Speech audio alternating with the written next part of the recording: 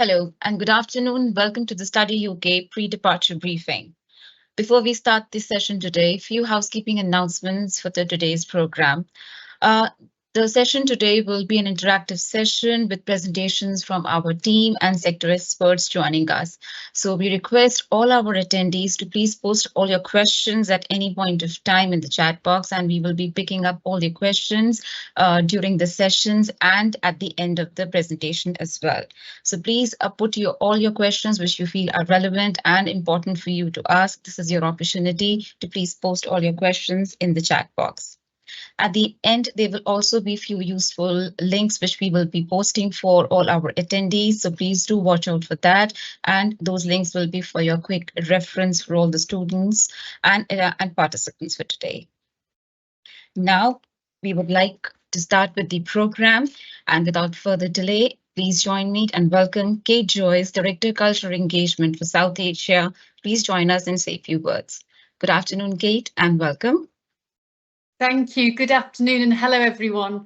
A really warm welcome to all of you joining us from across South Asia for this pre-departure briefing 2025. We're absolutely delighted to have you here, and you should all be so proud because I know you've worked incredibly hard to get to this point, and we're really pleased that you've chosen to begin this next exciting chapter of your lives in the UK. So you're coming to a country that is well known for its world-class education, its rich cultural history and innovation across different fields and different sectors. The UK has a very long history of cultural, scientific and creative achievement. It's home to some of the world's best universities, top academics, industry professionals and global change makers and entrepreneurs. And now it will be home to you, we hope, and we are very lucky to have you. You're joining a vibrant global student community in the UK. In fact, over 174,000 South Asian students studied in the UK last year. That's nearly 40% of all international student visas in the UK. So your contribution, whether you're from India, Pakistan, Bangladesh, Sri Lanka or Nepal, is not only welcome and celebrated in universities, but across UK society and culture. As our Education Secretary, Bridget Phillipson, recently said, the UK remains committed to welcoming international students and global talent, and that includes all of you. Studying in the UK will give you the opportunity to experience a new culture, network with students and professionals from all over the world and gain skills to help you in whatever career you choose to pursue. On a more personal note, I studied in the UK. I studied at the University of Edinburgh in Scotland many years ago, and it was one of the most incredible experiences of my life. I was lucky to have such inspiring tutors, and I made friends with students not only from the UK, but from all over the world, from India, from France, from Mexico, the USA, and many of those friendships have lasted to this day. That global network has not only enriched my personal life, but it continues to support me professionally. And I've no doubt that you will build similar networks during your time in the UK and will have one of the most memorable experiences of your life. So during today's session, we're going to walk you through everything you need to know, travel tips, visa guidance, settling into university life and how to make the most of your experience, both during and after your studies. So you're going to hear from UK visa and immigration experts, university representatives and alumni as well of UK universities. So people who've been and done exactly what you're going to do. You'll get to learn and benefit from many different experts today. And most importantly, just a reminder that today is intended to be an interactive session. So we'll pause to take questions and answer questions. Please don't be shy. Do pop any questions you have in the chat. And I know you must have a lot of questions. Also, to any parents joining us today for this session, you are also most welcome. We know this moment for you, no doubt, brings a mixture of excitement, but also nerves, and you are not alone, and we are here to support you as well on this journey. So I'd just like to finish actually by offering just just 3 pieces of advice as you start this exciting chapter. Firstly, do get out there and be open to new friendships. You will have fellow students from every corner of the globe, so do learn from them, share your own culture, and as I said earlier, I think you will build lifelong connections. Secondly, I encourage you to say yes to new opportunities, whether that is attending a careers fair, joining a student club, doing some volunteering for a charity perhaps, or exploring new places. Maybe even hop across to one of our neighbours in Europe for a weekend if you get the chance. Do take these opportunities. And lastly, dream big. So whether it's launching a new startup or pursuing a new hobby or landing your dream job, the UK really is full of opportunities to turn your dreams and ambitions into reality. So this is just the beginning of a new chapter in your remarkable journey. And even after you finish your studies, we hope you will stay connected with the UK and with the British Council. You will have the opportunity to join our Alumni UK network with over 12,000 South Asian alumni already on board, as well as alumni from across the world. It's a really brilliant way to stay connected and to continue to grow professionally and give something back as well. So on behalf of the British Council, we wish you the very best. I hope you enjoy today's event, and I really hope you have the time of your life in the UK. Thank you. Thank you, Kate. And thank you for your inspiring words. And now, before we start with the session today, a brief details about the program. We will be having a short presentation around the pre-departure important tips, some do's and don'ts, which will be shared by our colleagues from the British Council. That would be followed by the key updates and latest informations around the visas by experts from the UKVI. And the last, in the most important session, one of the exciting one as well, would be the session with our alumni and the representative from Beulah joining us, they will be giving an overview around the students' life, living and studying in the UK, and more around your questions. So as mentioned before, a request to everyone, please put all your questions in the chat box as much as possible as we are here. And today's session is actually designed to help you in a better way and to answer all your queries. So now we start with our first segment, which would be a brief presentation for the student that will be delivered by my colleagues, Atri Thakurta, Head of Higher Education and Mobility, India, and Jawad Khan, Manager Education from Pakistan. So over to you, Jawad. Thank you very much, Sakshi. Hi, everyone. A very warm welcome to all of you to this pre-departure briefing session. Thank you very much for joining us. This is Jawad Khan. I'm the Education Program Manager at British Council, Pakistan, and I welcome you all to this session.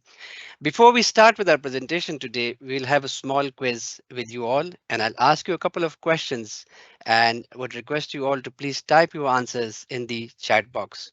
So starting with the first question, what is the official name of the UK? And I'll give a minute to you all to post your questions in the chat box.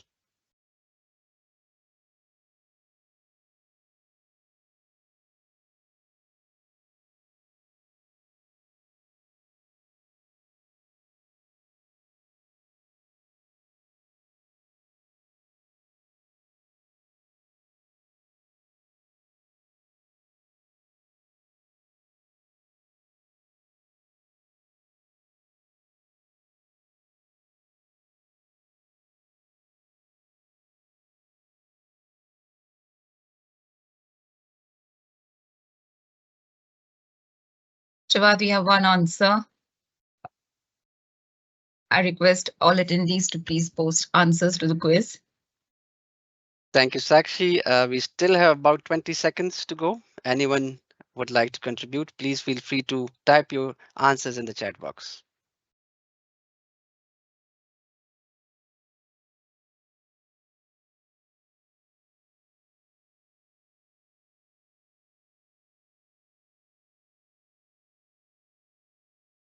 Right, moving on with the next question. Can anyone name the UK currency, please?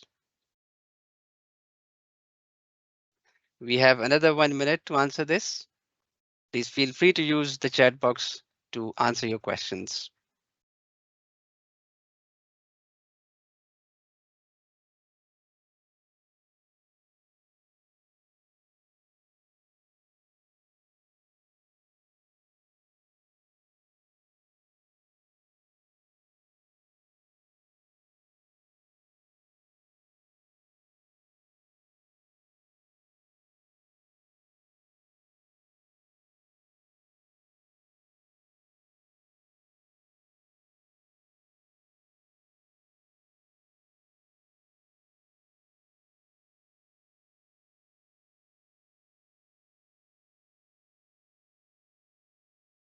Moving on to the next question. The UK is comprised of 4 countries. Can you name these, please? Use the chat box to answer the questions.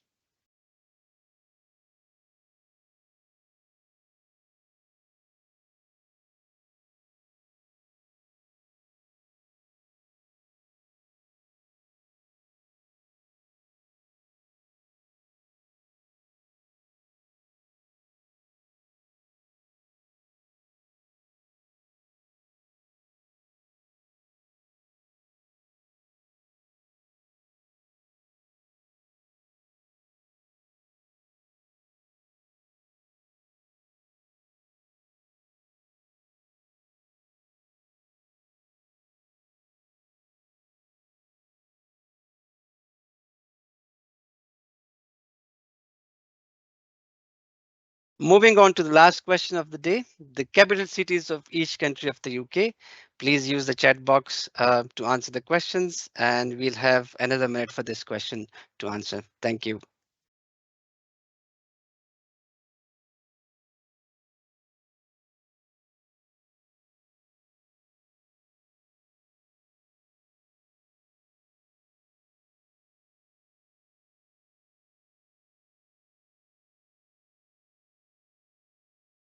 We still have about 30 seconds.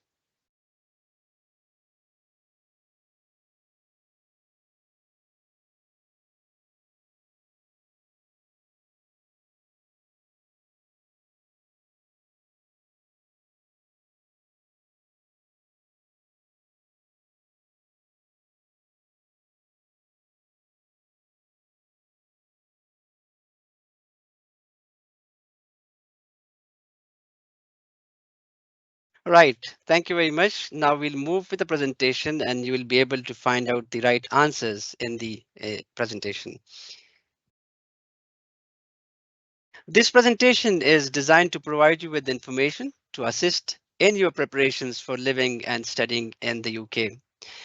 In today's presentation, we will cover about the UK before you leave your home, traveling to the UK, arriving in the UK, living in the UK, studying in the UK, and looking after yourself. A warm welcome is waiting for you in the UK. Our open and inclusive way of life will inspire you. Our rich and cultural history will fire your imaginations. Our universities are among the most trusted and respected in the world, and you will develop your brightest ideas by studying here. The UK is home to the English language, one of the most popular study destinations for international students, home to some of the world's greatest cultural events, and a place to make memories that will last a lifetime. The official name of the UK is the United Kingdom of Great Britain and Northern Ireland. 4 United Nations, England, Northern Ireland, Scotland, and Wales. The capital cities are London, Edinburgh, Belfast, and Cardiff. The main languages spoken in the UK is English, in addition to Scots, Scottish, Gaelic, Irish, and Welsh. And the UK currency is the pound or the Great Britain pound GBP. The UK covers approximately 244 square kilometers. It has a population of almost 70 million. England accounts for just over half of the UK's total size and has a population of 57 million. Scotland accounts for just under a third of the UK's total size and has a population of 5.5 million. Wales accounts for under a tenth of the UK's total size and has a population of 3 million. Northern Ireland is separated from the other parts of the UK by the Irish Sea and accounts for under 6% of its total size. It has a population of 3 million. The UK is a very tolerant country where all ways of life are respected. In fact, it is against the law to discriminate against anyone because of their race, nationality, or religion. With a history of multiculturalism dating back hundreds of years, the UK has well-established communities representing all students and a deep commitment to supporting students' religious and cultural needs on campus. One of the reasons international students feel especially at home in the UK is the diversity of our universities. 34% of the academic staff in the UK are from overseas, meaning you will be connecting with people from all over the world, no matter what you choose to study.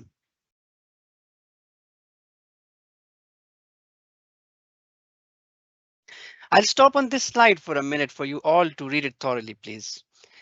Your place of study should have sent you information. Read it all very carefully, and we recommend that you start making preparations as soon as you can. It may include information on practical life skills, academic matters, language and cultural preparations, arrival in the UK, as well as advice on immigration, managing your money, health, and guidance for students with disabilities. You will be given deadlines for confirming services such as accommodation, meet and greet, orientation, briefings, and emergency numbers to use should you require assistance on your journey to the UK. Information from the UK universities. So please make sure you meet any deadlines set by your university or institution. Make sure that you have a copy of your offer letter known as the Confirmation of Acceptance for Studies or CAS, as well as contact details for your university.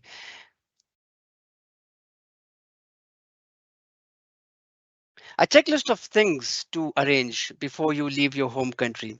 There are few key things that you should arrange, which includes your e-visa and passport, your flight to the UK, accommodation, travel insurance, medical insurance if you are to be in the UK for less than 6 months, and if necessary, a tuberculosis report.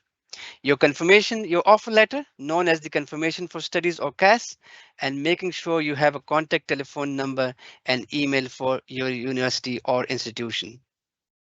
Please note that some of the universities and institutions offer a pickup service from UK airports, which you may be able to arrange before you travel. If not, please investigate your travel options, such as by bus, train, or taxi for once you arrive. Travel insurance, you should take out travel insurance to cover your journey to the UK. This will cover you in case of any medical emergencies, for lost baggage or flight delays and cancellations.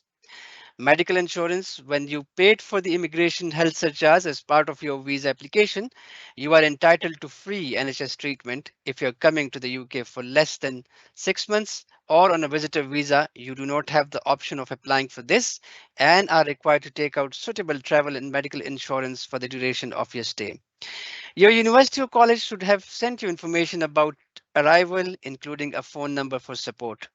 Keep this number with you when you travel. Check to make sure you have this. If you can't find it, please contact your institution. This will seem obvious, but make sure you know the address of where you need to get to. Print or write this down. Don't rely on your phone or tablet for essential information like this.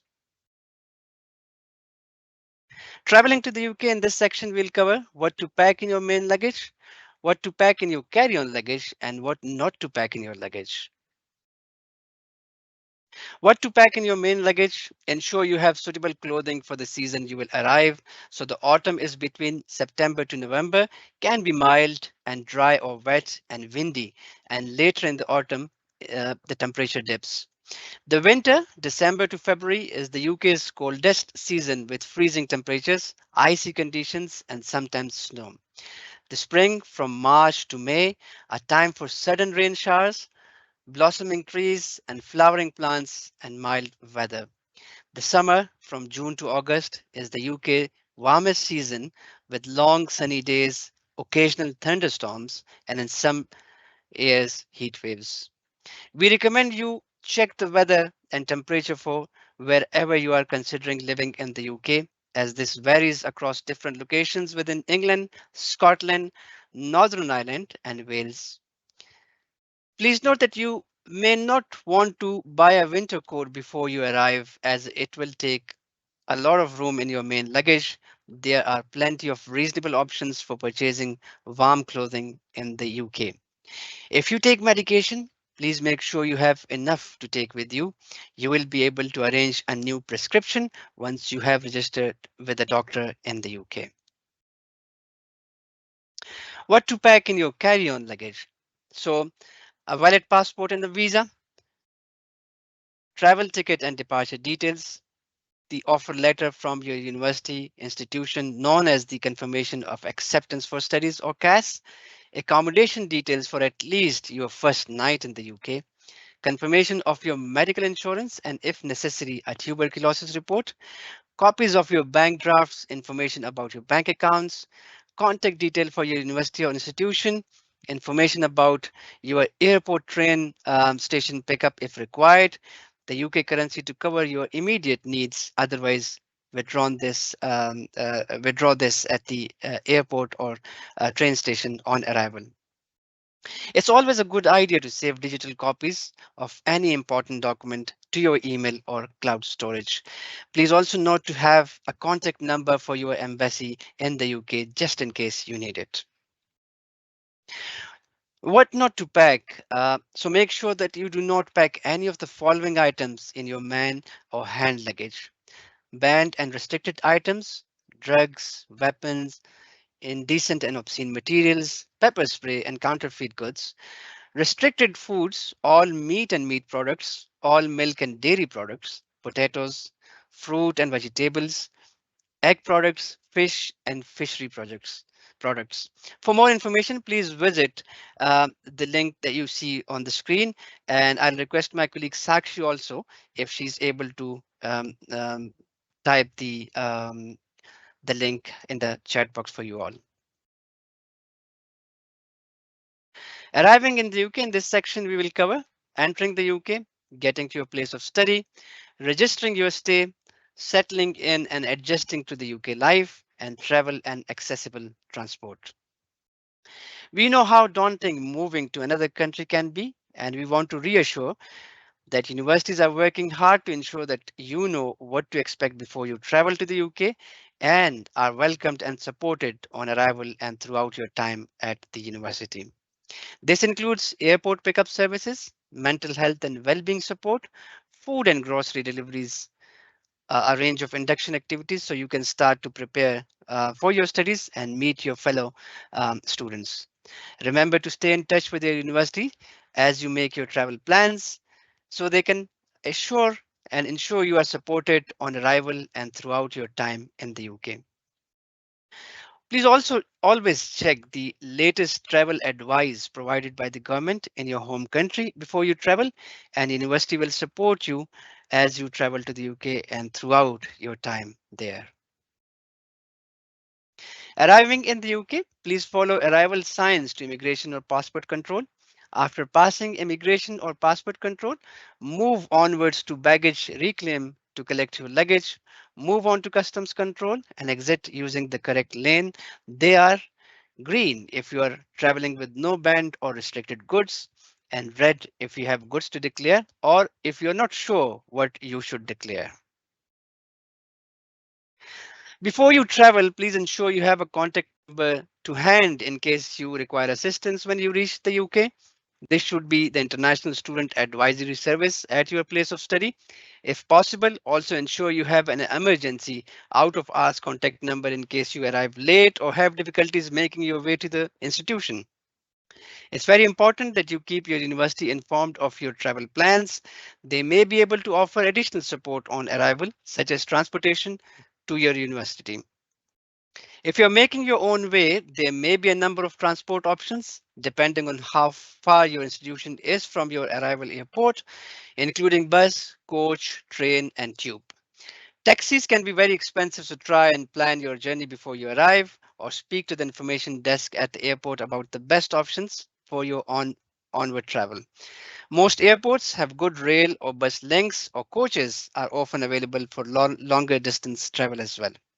If you're not sure of the best mode of transportation or encounter any difficulties when you arrive, the airport information desk in the arrival hall at the airport will be able to provide assistance.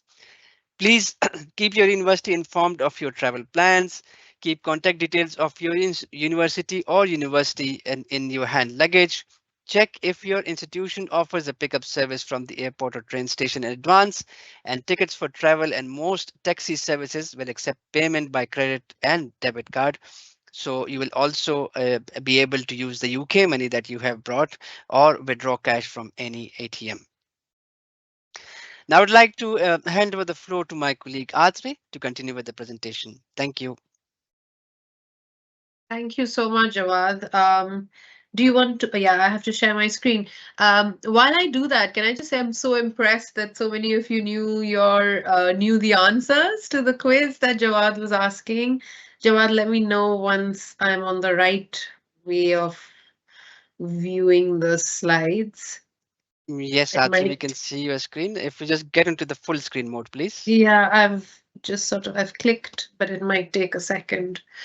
I think you should be able to start seeing it now. Just want to say that well done on the quiz. I know there were no prizes for winning, but it just really shows that you've done your homework about where you're going. You're also putting in a lot of questions in the chat, which is great. I've been trying to answer some of them. Now Jawad and the others can also do that. Just hold on a little bit. We'll be covering some of the questions that you are asking about. So just sort of let's go through the presentation a little bit and then we can come back to the questions, okay? In this section now, we'll talk about, some of these things, registering your stay, where you're going to stay, accommodation, travel, accessible transport, all of that. So the UK, as you know, is known for being a friendly and welcoming country. You will be in sort of a melting pot of cultures, okay? So you'll have local people who are born and brought up there, but you'll have lots of international people, a lot of international students who will also help you to settle into your new environment. Remember that staff at your university will be a very good first contact for you, and they will offer you help and advice whenever you need it. So do sort of get in touch with your international office, your international team, and I will call on Siobhan in a second from Beulah to kind of tell you how to sort of navigate those first couple of days, okay? And also be prepared for the way that the UK transport system works and the British weather. I think we can do a whole session on the British weather, but we will, spend a couple of minutes on it. There was a question in the chat on what sort of taxis can we take when we arrive in the UK. So it would depend on the city that you arrive in. Remember, Uber works in London and all the major cities, and there are separate sort of taxi numbers and services everywhere else. Nothing that you can't figure out as soon as you arrive in the airport or even just search online beforehand. Okay, now travel and accessible transport. Remember that traveling around the UK or around a city in the UK is one of the easiest and very sort of empowering things you will do. Everything is very accessible, easy to understand. If you do have any disabilities that can sort of restrict your movement, the UK transport system will be very, very helpful because you will be able to travel. If you're wheelchair bound, you will be able to travel very easily. Like I said, travel and transport options vary by location. There are good road and rail networks, bus and taxi services. And even if you want to travel within the UK, it's very rare that you would take a flight. If you must, you can, but people usually just take the train, and it's a brilliant train system that can take you anywhere. Remember, the trains can be a little expensive, so you do want to book ahead if you want to sort of save a little bit. Okay, now accommodation options.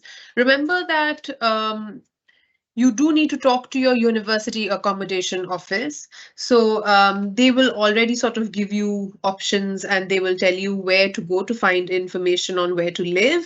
And you can also go to the university's accommodation office if you have any questions or concerns.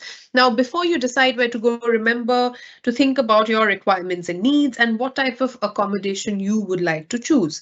So universities will offer secure accommodation, but there are other options available. Do you want to stay on campus, off campus, which is cheaper? What is your budget? How much time or money then do you have to spend to travel to the university if you do choose to stay off campus? So you do need to think about a few things.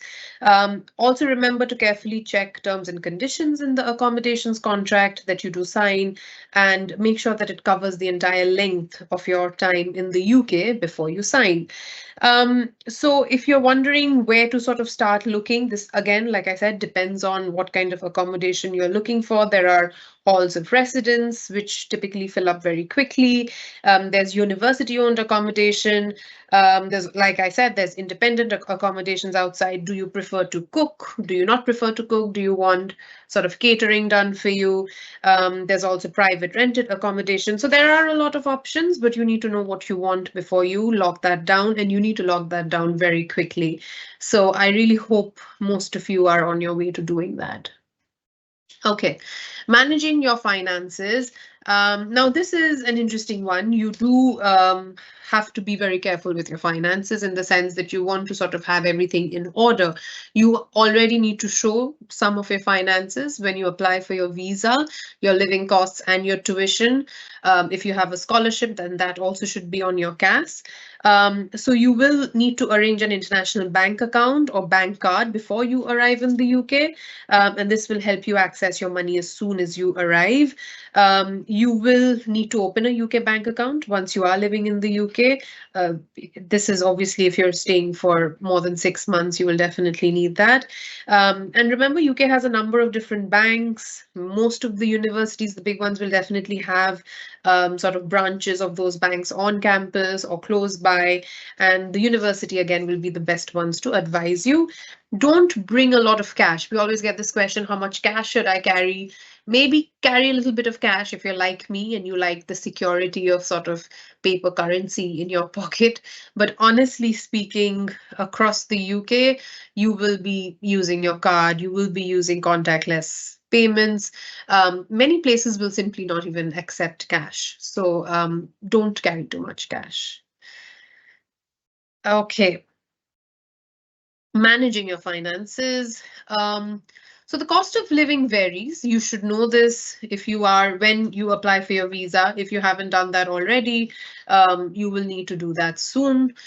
You will need to show basically, around, I think it's 113 something. It's between 1100 and 1500 per month for you that you have to show for 9 months in your account. Depending on London or outside of London. So around 1400 plus up to 1500 for London and 1100 plus for outside of London is what you have to show for living. And this is obviously separate from your tuition. So any other kind of costs besides rent, bills, entertainment, your university should be able to advise you, but it also depends a lot on your lifestyle. Do you like to eat out a lot? Would you like to travel a little bit within the UK? In Europe, you should. In that case, how would you want to save your money? How much would you want to pay for rent? So these are some decisions you'll need to take now. Okay, now student discounts. Obviously, UK is a very, very student-friendly country. So everything you do, there is a little bit of a perk for you, right? So even whether you're traveling, so the NUS card, the National Union of Students card, or the International Student Identity card will offer you lots of discounts. So shopping, all those new clothes you want to buy, I think Jawad mentioned that obviously the weather is very different. When you arrive, you may need specific kinds of clothing, and we'll cover that in a bit. So you may need to shop a little bit if you want to eat out, you want to, every kind of cuisine around the world there is a restaurant for that in the UK. So you want to try those, you want to travel a lot, you will be able to get lots of discounts. So make sure you use those discounts very well. Culture and leisure. So yes, you are going to study and you should do that well. Most of you, I mean, all of you are obviously very serious about your academics, I'm sure. However, you're going there for a holistic experience. So there'll be lots of on-campus opportunities for you to kind of make the most of. So join clubs, join societies. If you want to, I have heard there are sort of cheese clubs or even Taylor Swift clubs, but also there are sports clubs and skydiving clubs and obviously dance clubs and music clubs. And there are, Diwali sort of celebrations or Eid celebrations, or obviously Christmas is massive there, though a lot of people go home for that. So do kind of make the most of it. Don't just study. Don't just be holed up in your room and study. So join clubs and societies, meet different people. There's lots of sports facilities on the campuses. You should be able to sort of support any hobby you have, from squash, football, cricket, anything really, swimming. So yeah, make the most of that. Enjoy films, go for matches, all of that. Okay. And off campus, obviously, I mean, since all of you have done your research and you know exactly what the UK offers, you will know that the UK is packed with museums. They are free. They're all free, which is brilliant. Lots of theatres, lots of cultural attractions just waiting to be discovered. You just need to walk in and have a great time. Music, there's lots of festivals. Glastonbury just finished. There's the O2 Arena in London where you can watch shows. I think Oasis, we've all heard, for those of us who are millennials. I'm sure there's not many of those in the audience today. But Oasis is back and they're performing everywhere. So definitely make the most of that. Attend festivals, learn, experience global music in the UK. Every town and city will have a cinema, so enjoy movies, just, the kind of things you would do here. You can absolutely do that there, and it is possible very much for you to be able to afford that, both, financially and with time, if you just plan well. Obviously, you're going to a country that is obsessed with sports, so don't forget to, catch a cricket match or a football match or something. Okay, food and drink. This one's interesting. A lot of people worry, am I going to get my kind of food? Yes, you will get every kind of food, basically. So remember that there are supermarkets everywhere. There are specialist shops. You will get food that is kosher or halal. You will get vegetarian food. You will get vegan food. There's obviously alcohol available, but there's equally non-alcoholic drinks available. There's all kinds of supermarkets. So Asda, Iceland, there's Tesco, Waitrose, Sainsbury's, where you can sort of do your grocery shopping and everything. And if you have taken an accommodation where you have to cook, you should be able to do that very easily. And you probably can have a lot of fun doing it. If ordering in food is your style, like we do in India, for example, with Swiggy or whatever, where you are, you can do that as well in the UK. With Deliveroo, Just Eat, Uber Eats, you just need to download those apps. So yeah, lots of options. Pretty much everywhere in the UK you can drink tap water, which is a bit of a culture shock, I have to admit, for those from South Asia, but you'll get used to it. And it's so convenient. Okay, studying in the UK. So this is a little bit about the kind of support you can expect. And once I'm done, I will ask Siobhan to come in a little bit and speak about the kind of support you can have while you study. So there is obviously a lot of career. So the big question is, I'm going to go and I'm going to study, I'm going to finish my course. Will I get a job? Will I get a job? Am I going to be able to work? Well, the graduate route allows you to stay and look for work and work. But you have to also help yourself do that. You need to basically make the most of the huge variety of support that is on offer. So there are dedicated career advisors, there's jobs and career fairs, there's lots of professors who are industry leaders. So that's a very unique point about the UK, that some of those who teach you in the classroom will actually be industrial leaders outside, are entrepreneurs or business owners. So you need to make the most of that and sort of talk to them, work with them, network with them. There's work placements, internships, voluntary work, all on offer as part of your course. So please use that. You will also have career services in your UK university. So make sure you speak to them and you know what you want to do next, who you want to interview with, what, do you need to work on your CV. So all of that support is definitely also going to be available to you. After your studies, you may want to go into further study, you may want to study more, you may want to come back and work, you may want to work anywhere else in the world, because a UK degree, it's globally recognized, it's got massive global currency, and you may also, as we said, you have the graduate route if you want to stay and work in the UK. And we learn more about the graduate route from Divya from UKVI.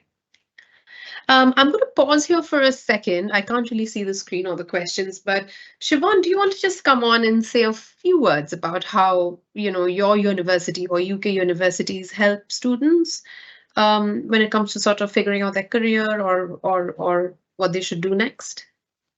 Yeah, I'm happy to do so. Hello, everybody. I've been watching the questions come in. My name's Siobhan Marshall, and I'm the chair of the regional interest group for South Asia for WELA. So I represent the UK universities that many of you are going to be joining pretty soon.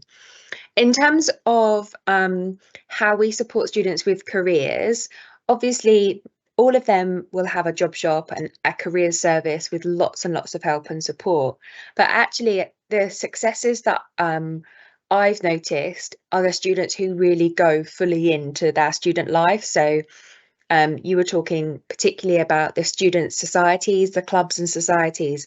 Many of those have committees and leadership roles available. So as much as it is for your social life, it also gives you an opportunity to add something extra, another skill that you can talk about when you do apply for jobs and when you go for interviews. Certainly, it makes a significant difference. So I think those kinds of opportunities are there as well. They're usually just a bit more hidden. And so it is important, as well as for your social skills and to make different friends who are just not on your course, but also to develop some other skills of negotiating and, organising events and things like that. They're absolutely transferable skills that you can talk about at interview. So I thought I would just add that bit because it's a little bit hidden and maybe you wouldn't necessarily know that it was there. Brilliant. Thank you so much, Yvonne. That's really helpful. We'll bring you back on for more questions on the university support. I know there were some questions on that in the chat. So it's very important that while you're there, you take care of yourself. And we'll quickly cover on how you can do that and the NHS, your personal safety, and abiding by the UK law. Does anyone know what the NHS stands for? I'm sure you do. Do you want to quickly pop it in the chat and maybe we can publish the correct answers? I hope you know what it is, but you'll learn about it right now anyway. So remember that help and advice is always available to you and accessible to you. And there are many places for you to turn to for help in the UK. So don't ever be afraid to reach out for support, to reach out to staff, to reach out to your university departments or your professors. Okay, now all universities will have student well-being very much at the heart and will provide holistic support to you. So don't be afraid to open up and ask for help. Universities will have a student welfare service, so reach out to them if you need any sort of help, whether it's mental health, you're not able to cope with your studies, medical help, if you need sort of, what you need to do for the first steps, any kind of difficulty really. They have duty of care for you, so they will take care of you even in a crisis or if something urgent has happened. If you have any worries about your academic work, contact your personal tutor or a trusted lecturer or a professor. Your international office can advise on specific things with regards to your studies. They will be especially helpful, for you to know before you move to the UK. So don't hesitate to reach out to them. And I feel like culturally this can be a bit of a shift, because I feel like in South Asia, the way we learn in the classroom is going to be a little bit different from what you get in the UK. There's a lot of focus on independent study, on group work, on research. I feel like in South Asia, where I have studied, we're kind of given a lot of material or content to study. We're sort of told how to study. It's a bit of a shift in the UK, and you may need some time to get used to it. But don't panic or don't be scared. It's very normal to understand that shift. You just need to sort of cope with it and work with it. You may be assigned an accommodation officer if you're in a university-owned accommodation, so contact them if you have any situation or any issues with your living situation. And informal support is always available at the Students' Union as well, which is an organization run by students, which represents your best interest, right? So there's all kinds of help that's available. Here are some links that you can look at that can help you to get in touch and get some help. Remember, mental health is a huge sort of point of focus for UK universities. So if you need help for that, please don't hesitate to reach out. Student Minds is a student mental health charity. UKVI is a fantastic organization that represents international students. So on their website, you'll get a lot of good resource. The Samaritans offer 24-hour listening services. You could also contact a temple or a mosque or a church over there if you need that help. Okay, I hope many of you got this right. I can't see the chat yet, but I will soon. So the National Health Service is actually famous around the world for being one of the best medical systems in the world. It provides subsidized treatment and healthcare to international students. So you will, during your visa application, pay the international health surcharge. So you will pay a fee that will allow you to access all NHS services. Okay, so as part of your visa application, once you've paid the IHS, the Immigration Health Service, the surcharge, you will be able to access all services in the NHS, which includes, contacting a general practitioner, all accidental or emergency services, your vaccinations if you need any, diagnosis of any sexually transmitted diseases, all of that you will be able to access. I think the things you can't access are very specific specialist things like dental or eye checkups and things like that. Those are expensive or paid for typically. So try to finish those before you go. So kind of get a good dental check or eye checkup before you go. Plastic surgery, things like that will not be covered, but pretty much everything else will be covered very, very well. I think somebody asked in the chat, should I carry my vaccination certificate? I think that can be helpful to just have on you a copy of that, and any prescriptions that you have, any medication that you take, do carry that with you when you travel to the UK. I think it will be very helpful. Like I mentioned, some medicines could be chargeable, eye tests, eye care, dental care, and some vaccinations. The COVID-19 vaccine was free though, so it really depends. You will need to register with a local doctor. So remember to do that when you reach. Depends on where you live or on campus or at your student at your local student medical center. And for this, you will need your passport, your student identification, your proof of address, and a photograph. And your GP can refer you to the NHS dentist on request, or depending on what kind of work you need or what kind of help you need, you will be recommended by your GP, but you do need to register with a GP. Hopefully none of you will need any of this, but it's good to be safe. The UK is a very safe country with actually low levels of crime, but like any other place in the world, you should be careful. You should take care of your safety. Staff at your university will always help you with any concerns. So like I said many times, don't forget to reach out. Community police officers are there. Campus-based security staff are also available to give you practical and any advice around personal safety. So don't forget to do that. And make sure you attend the orientation course. I hope most of you are booking your tickets to arrive in time for your orientation, so you can be briefed on your safety and you're able to kind of, do the right things and take care of yourself. Okay, in case of emergencies, these are the numbers that you should know. We will share the slides, I think. Sakshi, I hope we're able to share the slides so people can have all the links and the numbers with them. But for emergencies, you can call 999. For non-emergencies, you can call 101. For medical non-emergencies, you can call NHS 111. And please always retain a copy of your embassy contact number. Okay, whether you're from India, Pakistan, Nepal, Sri Lanka, Bangladesh, make sure you have your embassy contact number as well. Okay, and you should ideally register with your embassy if you're able to do that. The UK is proud to be a diverse country, and you should respect all people and cultures. I think that goes without saying. We sometimes sort of even in South Asia, though our cultures are so similar, we tend to sometimes live in a bubble. Over there, the bubble extends. It's the whole world, and that's a wonderful thing. And with that, with your curiosity, there has to be respect.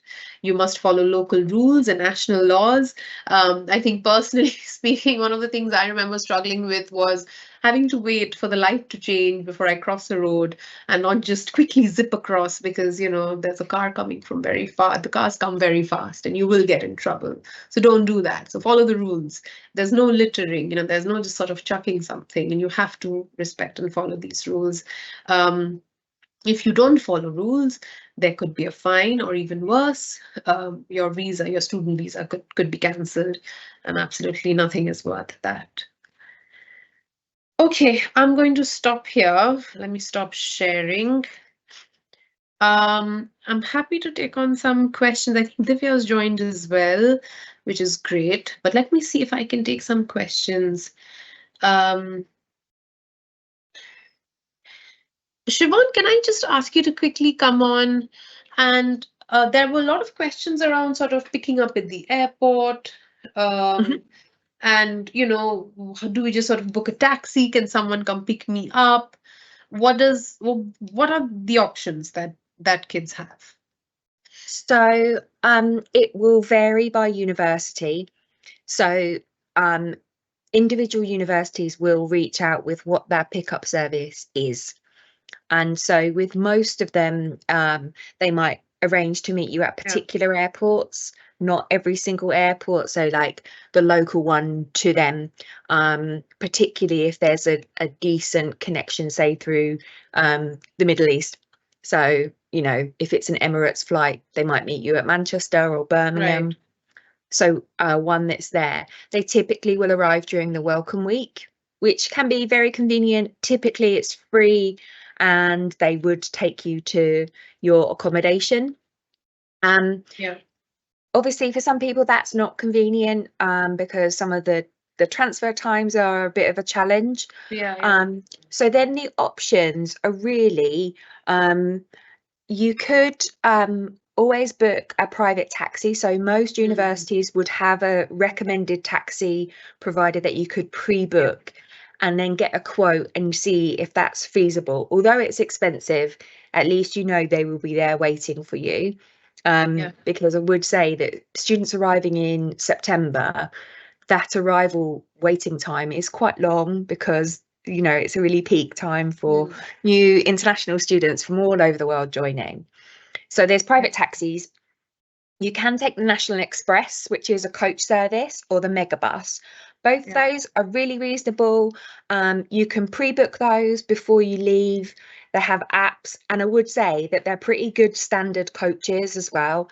So they have a USB charging point, reclining seats, and blackout windows, like all the three things you really need after a long flight. So that you can just sleep. And then and there's obviously the train. So you already mentioned that you can pre-book on the train line as well. So I think those ones would be easier.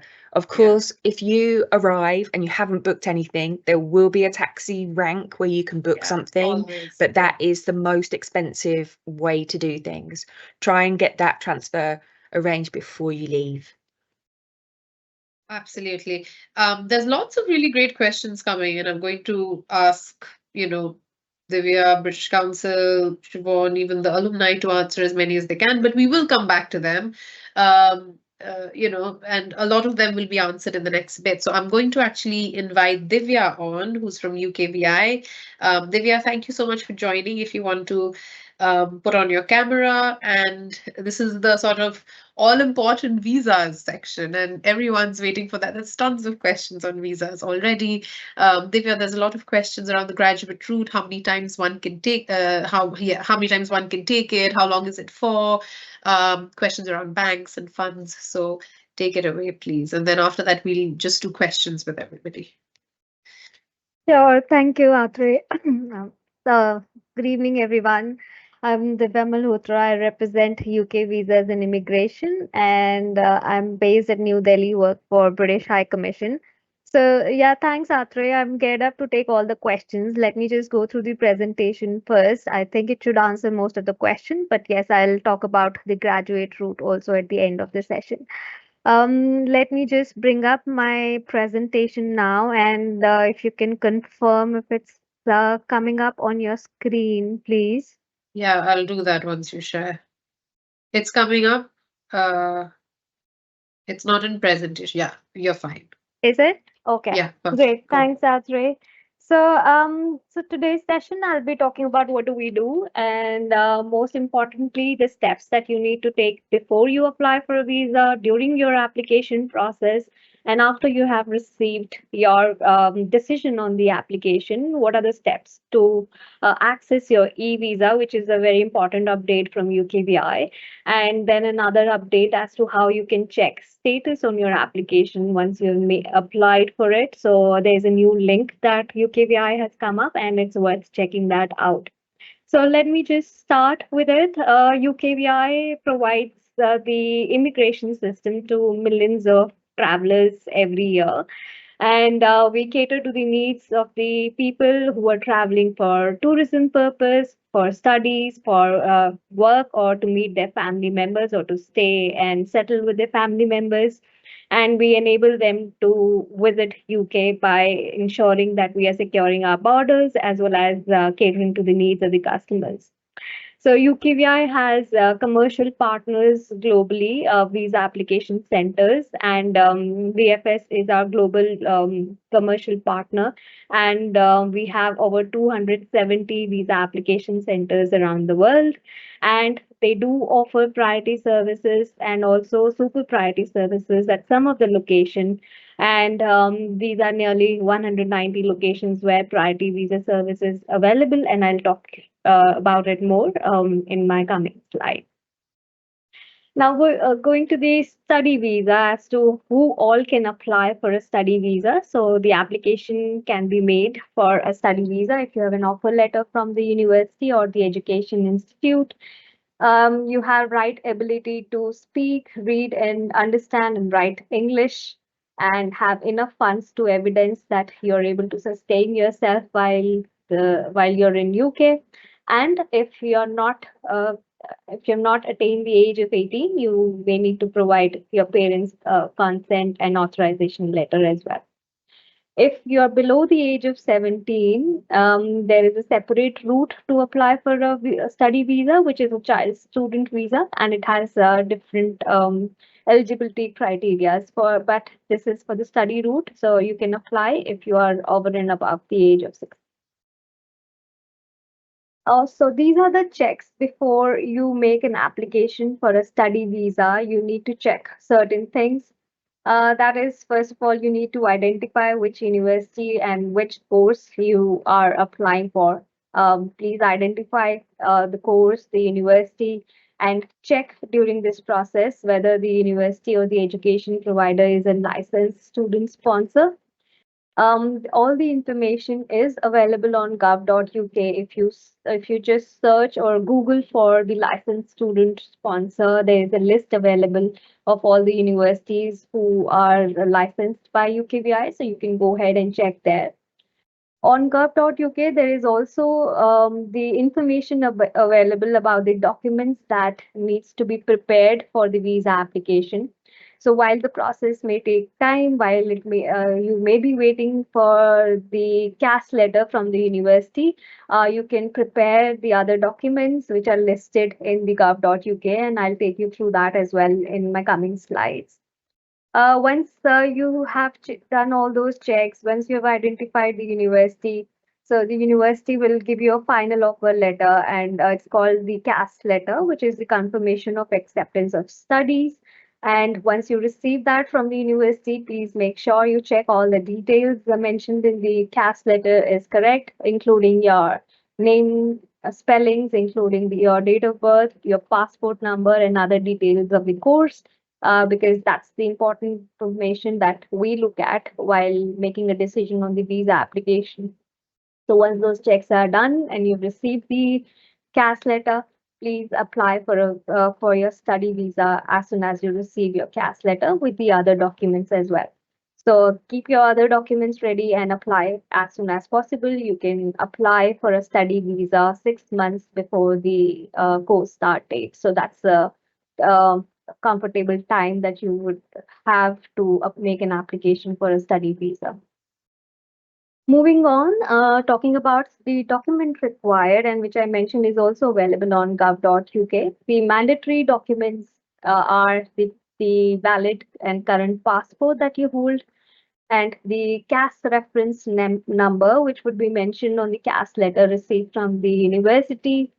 We need to see evidences and proof of the funds or the finances that you have to ensure that you have enough funds to support yourself in UK.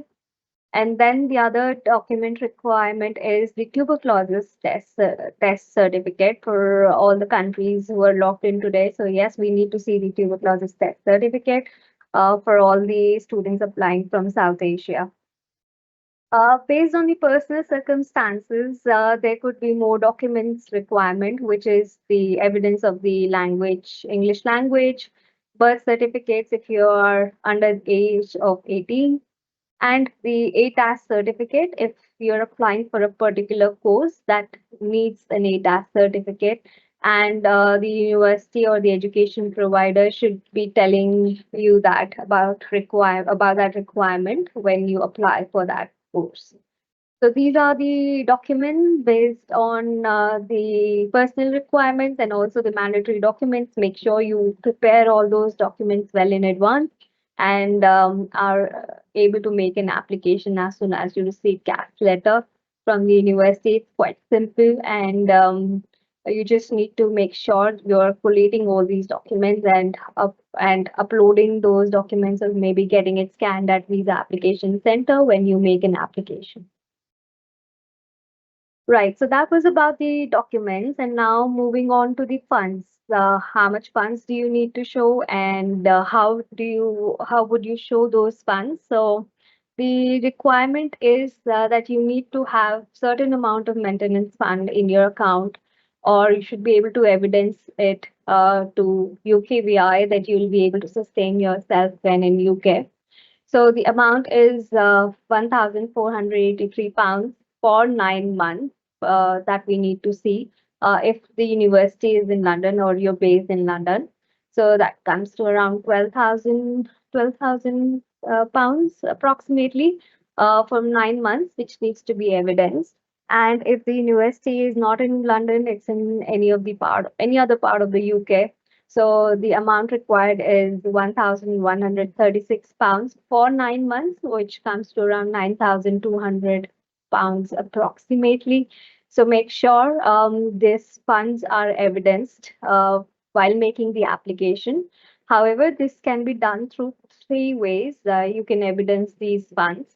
One is through the savings account. It could be your account, or it could be your parents' account or a legal guardian's account. You can evidence those funds through the savings account.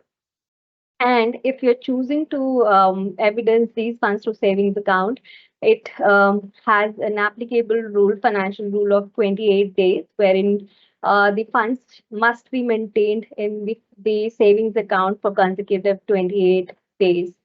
while making the application. So make sure you have those funds available for continuous 28 days when you're taking out the statement from the bank and submitting it during the application.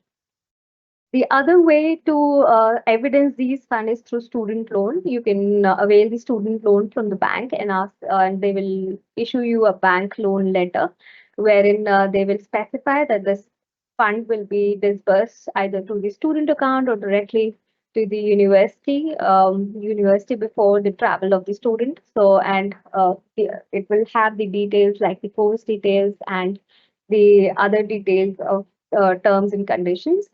The In terms of the UKVI, the only terms or condition acceptable is that the amount should be disbursed subject to visa clearance.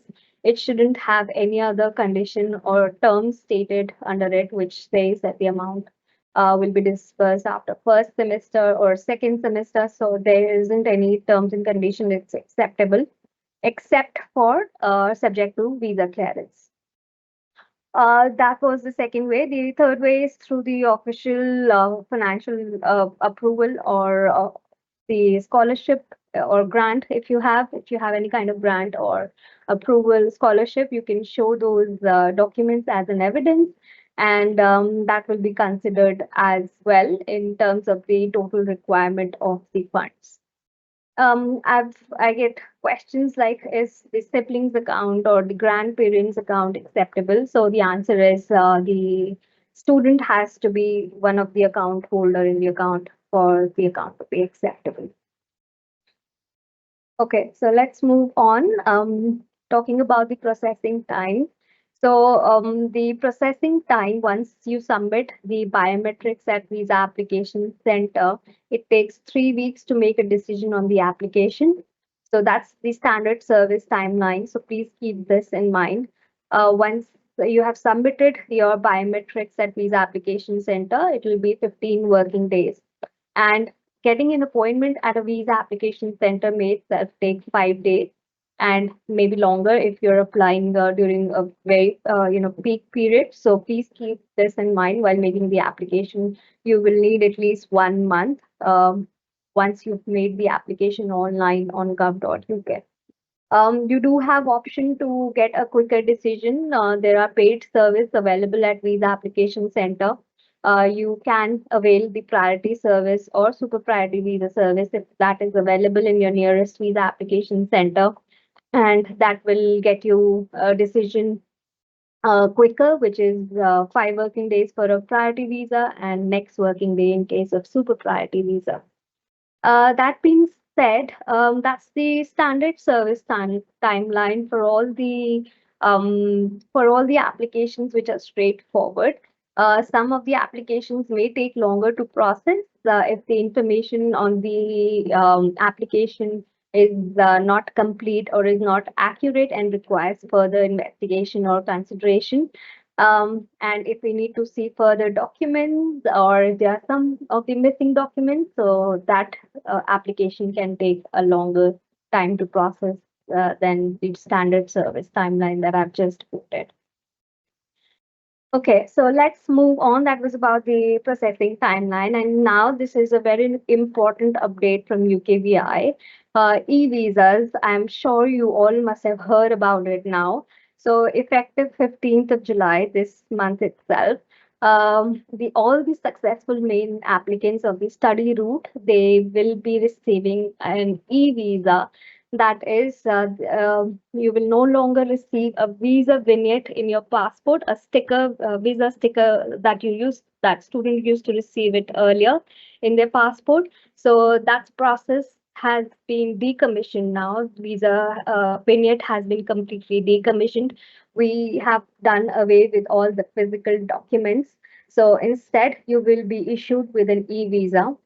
So once you receive the decision email from the UKVI, it will have the next steps that you need to follow to create your UKVI account and how to access your e-visa. So please go through that email very diligently and follow those steps. And you must create your your UKVI account and access your e-visa before you actually travel to UK to avoid any kind of hassles at the airport or through when dealing with the carriers or at the immigration point. So make sure you are creating your UKVI account and getting access to the e-visas before your travel. So this is how your e-visa looks like. So this is a sample e-visa wherein you will have details, your personal details, your terms and conditions to stay in UK, your immigration status there, with what kind of visa it is. So it's completely a digital record of your immigration permission, and it will also show what you can do while in the UK. So it's all on the digital platform. And that's what UKVI account is created for, so that you can access your e-visa. So when you're creating your UKVI account, make sure, again, the information feeded into it and all feeded into it is correct, including the spellings again and the date of birth and your passport details, because it needs to be linked to your e-visa. So make sure all these details are correct while you're feeding in information and linking it with your e-visa. So these are the steps. So when you're granted permission to come to the UK as a main applicant for a study visa, you will receive a notification from UKVI in a decision email, which will give you the steps to create the UKVI account and access the e-visa. So the first step would be to create your UKVI account. It will need certain documents like your application number and your passport number, your date of birth. So after you've created your UKVI account, you need to verify your ID proofs on the UK Immigration ID Check app. So you will need access to a smartphone or to a laptop to do that. And then once you have verified your identity proofs, then you need to link your e-visa to your account. So it's all stepwise, and it's a very user friendly process. And there are a lot of helpful videos created to show you how do you create your UKVI account and access your e-visas. So there are a lot of videos, and I have shared the links to those videos in this presentation as well, which you can go through before you create your account. So just to remind you, there is no fee applicable on creating your e-visa or creating your UKVI account. And please do not fall for any scams or fraudsters who tell you that you can pay this amount and will get you an e-visa. So there's nothing of that sort. So please be aware of any kind of scams that may be there. So it's just a simple process wherein you receive a decision email from the UKVI and you follow the next steps to create the account. Just to remind you all, this will be applicable. All the e-visa steps are applicable only for the main applicants. If you are a PhD student or a research student who is traveling along with your dependents to the UK, and the dependents in that case, when granted the visas, they will still receive a vignette or a sticker in their passport. So that means the main applicant would receive an e-visa. However, the dependents will still receive a sticker, a vignette on their passport. So that's the difference. And also during the journey of your application process, when you visit the visa application center, you need not visit the visa application center on any other day to collect your passport. The visa application center will keep the passport for some time to scan it, and then they will return it back to you the same day. So you need not go to the visa application center again to collect the passport if you are the main applicant. Right. So I was talking about very helpful videos available on e-visa support as to how to create your UKVI account, how to link your account to your e-visas, how to get access to your e-visas. There is also a way to share the passport. So when you get access to your e-visa, there is a way to share the passport to a third party if you are renting or you want to share it for the accommodation purpose or for part-time work purpose. So you can easily share the passport with the third party, and they will be able to access only the required details to just check whether you have stay rights in UK or part-time work rights in UK. So it's a very convenient, easy, and digital process once you've received your e-visa to share it with a third person as well. So when you're accessing these videos, make sure you accept all the cookies or settings on gov.uk so that you're able to access your videos without the hassle. Right. So these are the application tips for the study visa. So make sure all the necessary documents are attached to your visa application while you're making an application online.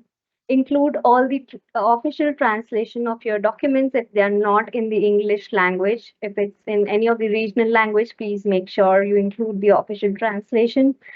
Once the CAS has been issued, apply for a visa as soon as possible to avoid the busy season, to avoid the bottleneck. Please make sure you apply as early as possible. Check your CAS if CAS and the visa details that you've received are correct in every aspect.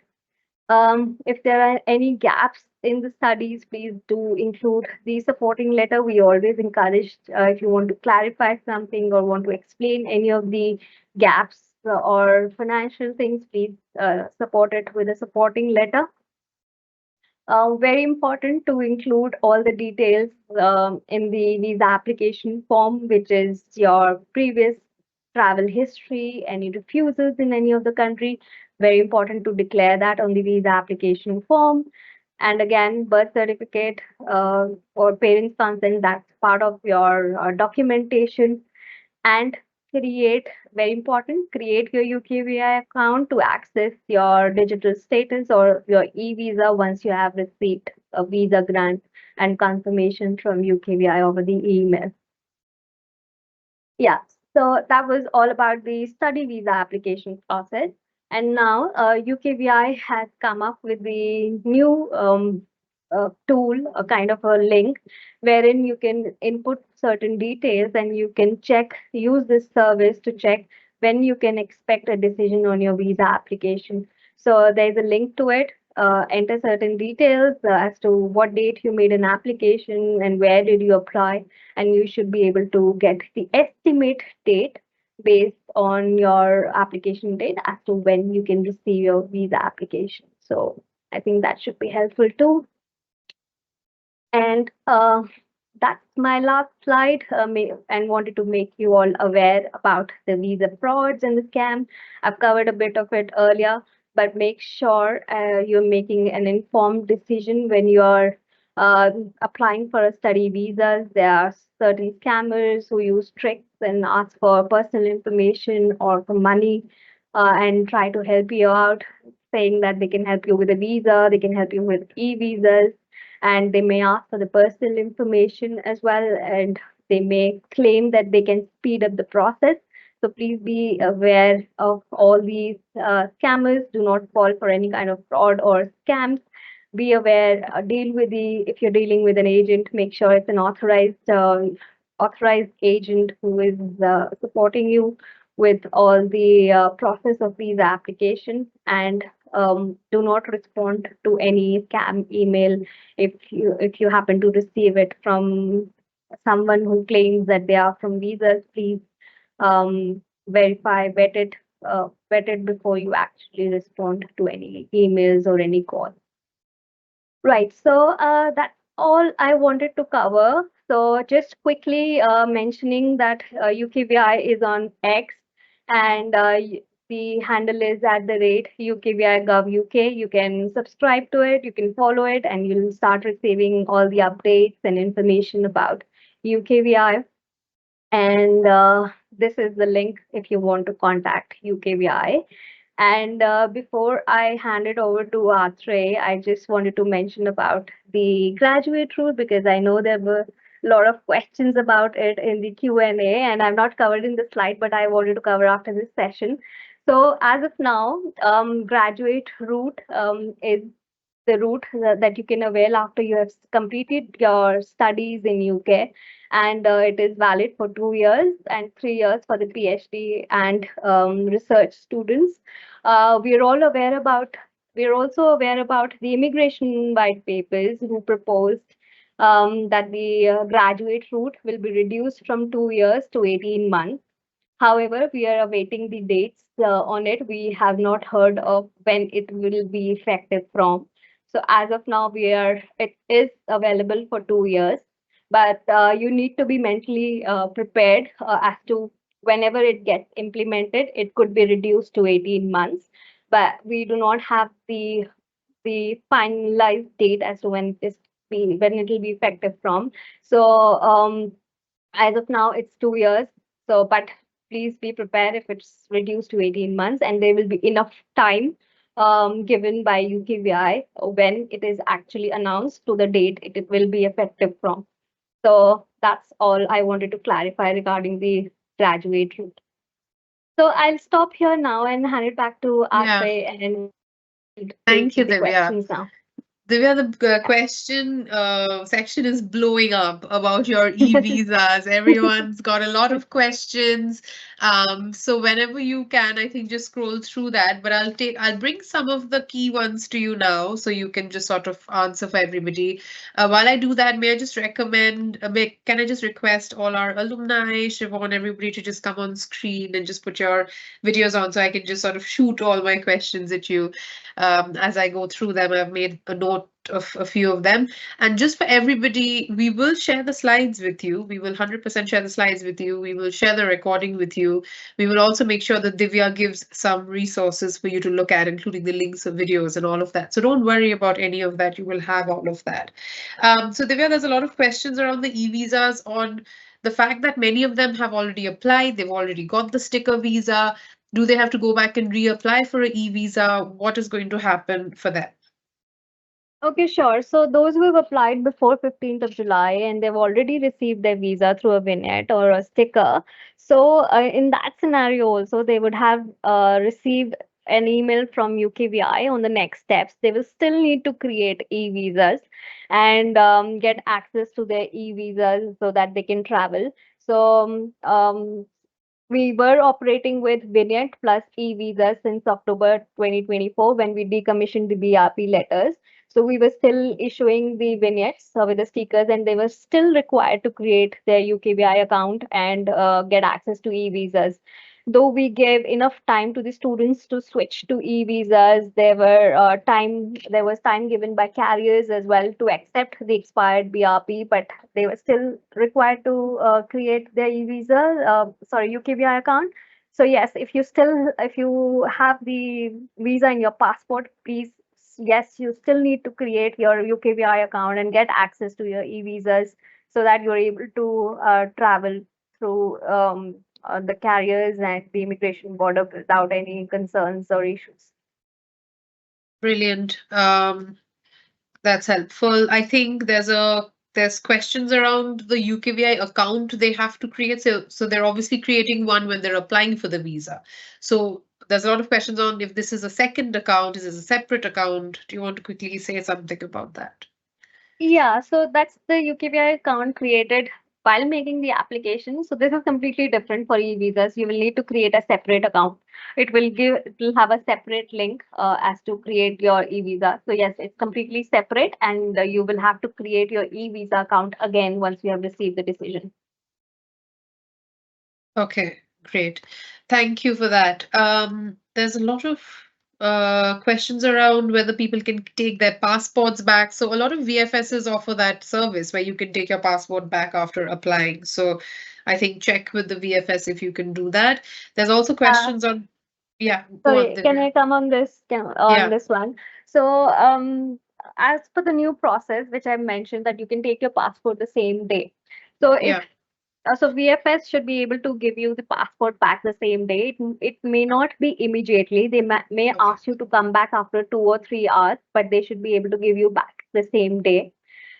So yes, but there is also a passport passback facility available, which Athri was referring to, which you can pay for and get your and retain your passport with yourself. But with the new process of e-visas for the main applicant students, you will be able to get your passport back same day. It may take time, 2 3 hours, 2 to 3 hours, but you can either choose to take it same day, come back and take it same day, or maybe come back later. You can let the VFS team know.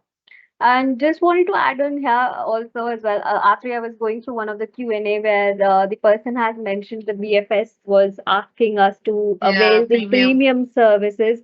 So please do not fall for that. We are continuously doing a scrutiny and checks and mystery shopping with the VFS as well.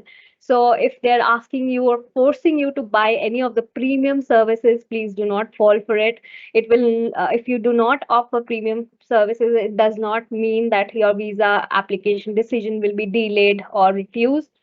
Please go through the standard process. If you're not willing to pay for the premium lounge or premium services, it's not a forced service. Go through the standard process. And if you're being forced at any point of time, please do feedback it to us through your agent advisor or through British Council or through a feedback link available at VFS itself. So please feedback that on to us, Yeah. but do not fall for, if you're being forced by the VFS to buy any of the premium lounge services. Yeah, it's not a UKVI requirement at all. Yeah, So please be yeah. very, please note that. Okay, I'm going to sort of start at the very top of all the questions I've noted. And Divya, there'll be more for you later, but you can still, I think, go through some questions in the Q&A. Okay, so I'm going to, okay, can I quickly introduce our alumni since they've all come on the screen? Is everybody on? I don't see everybody's video on, so if that's great, thanks so much for joining. So we have Akash Dahiya, who went to the Newcastle University and did a master's in business analytics. So thank you, Akash, for joining. Akash is from India. We have Kenath Khurshid, who went to University of Glasgow and has a master's degree in adult education for social change. Kenath is from Pakistan. Welcome, Kenath. Thank you so much for joining us. We also have Safia Riaz from Sri Lanka, who went to Queen Margaret University, Edinburgh, and who also studied master's degree in global health. Thank you for joining us, Safia. And do we have Marine Haq Tanisha, whose video is not on, but very much there, from the University of Manchester, who studied a Master of Science degree in cancer research and molecular medicine. So thank you to all our alumni for joining, and obviously Siobhan and Divya are still here. So nothing like hearing it from the horse's mouth, right? And all of them have pretty much been through all of this and then some. So we thought, let them kind of tell you how to go about some of the more practical aspects of when you land there. So let me start with Akash. Akash, do you know how easy it is or difficult it is to get a SIM card in the UK? What kind of documents do you need? Do you need a passport? Do you need proof of address? How does one go about that?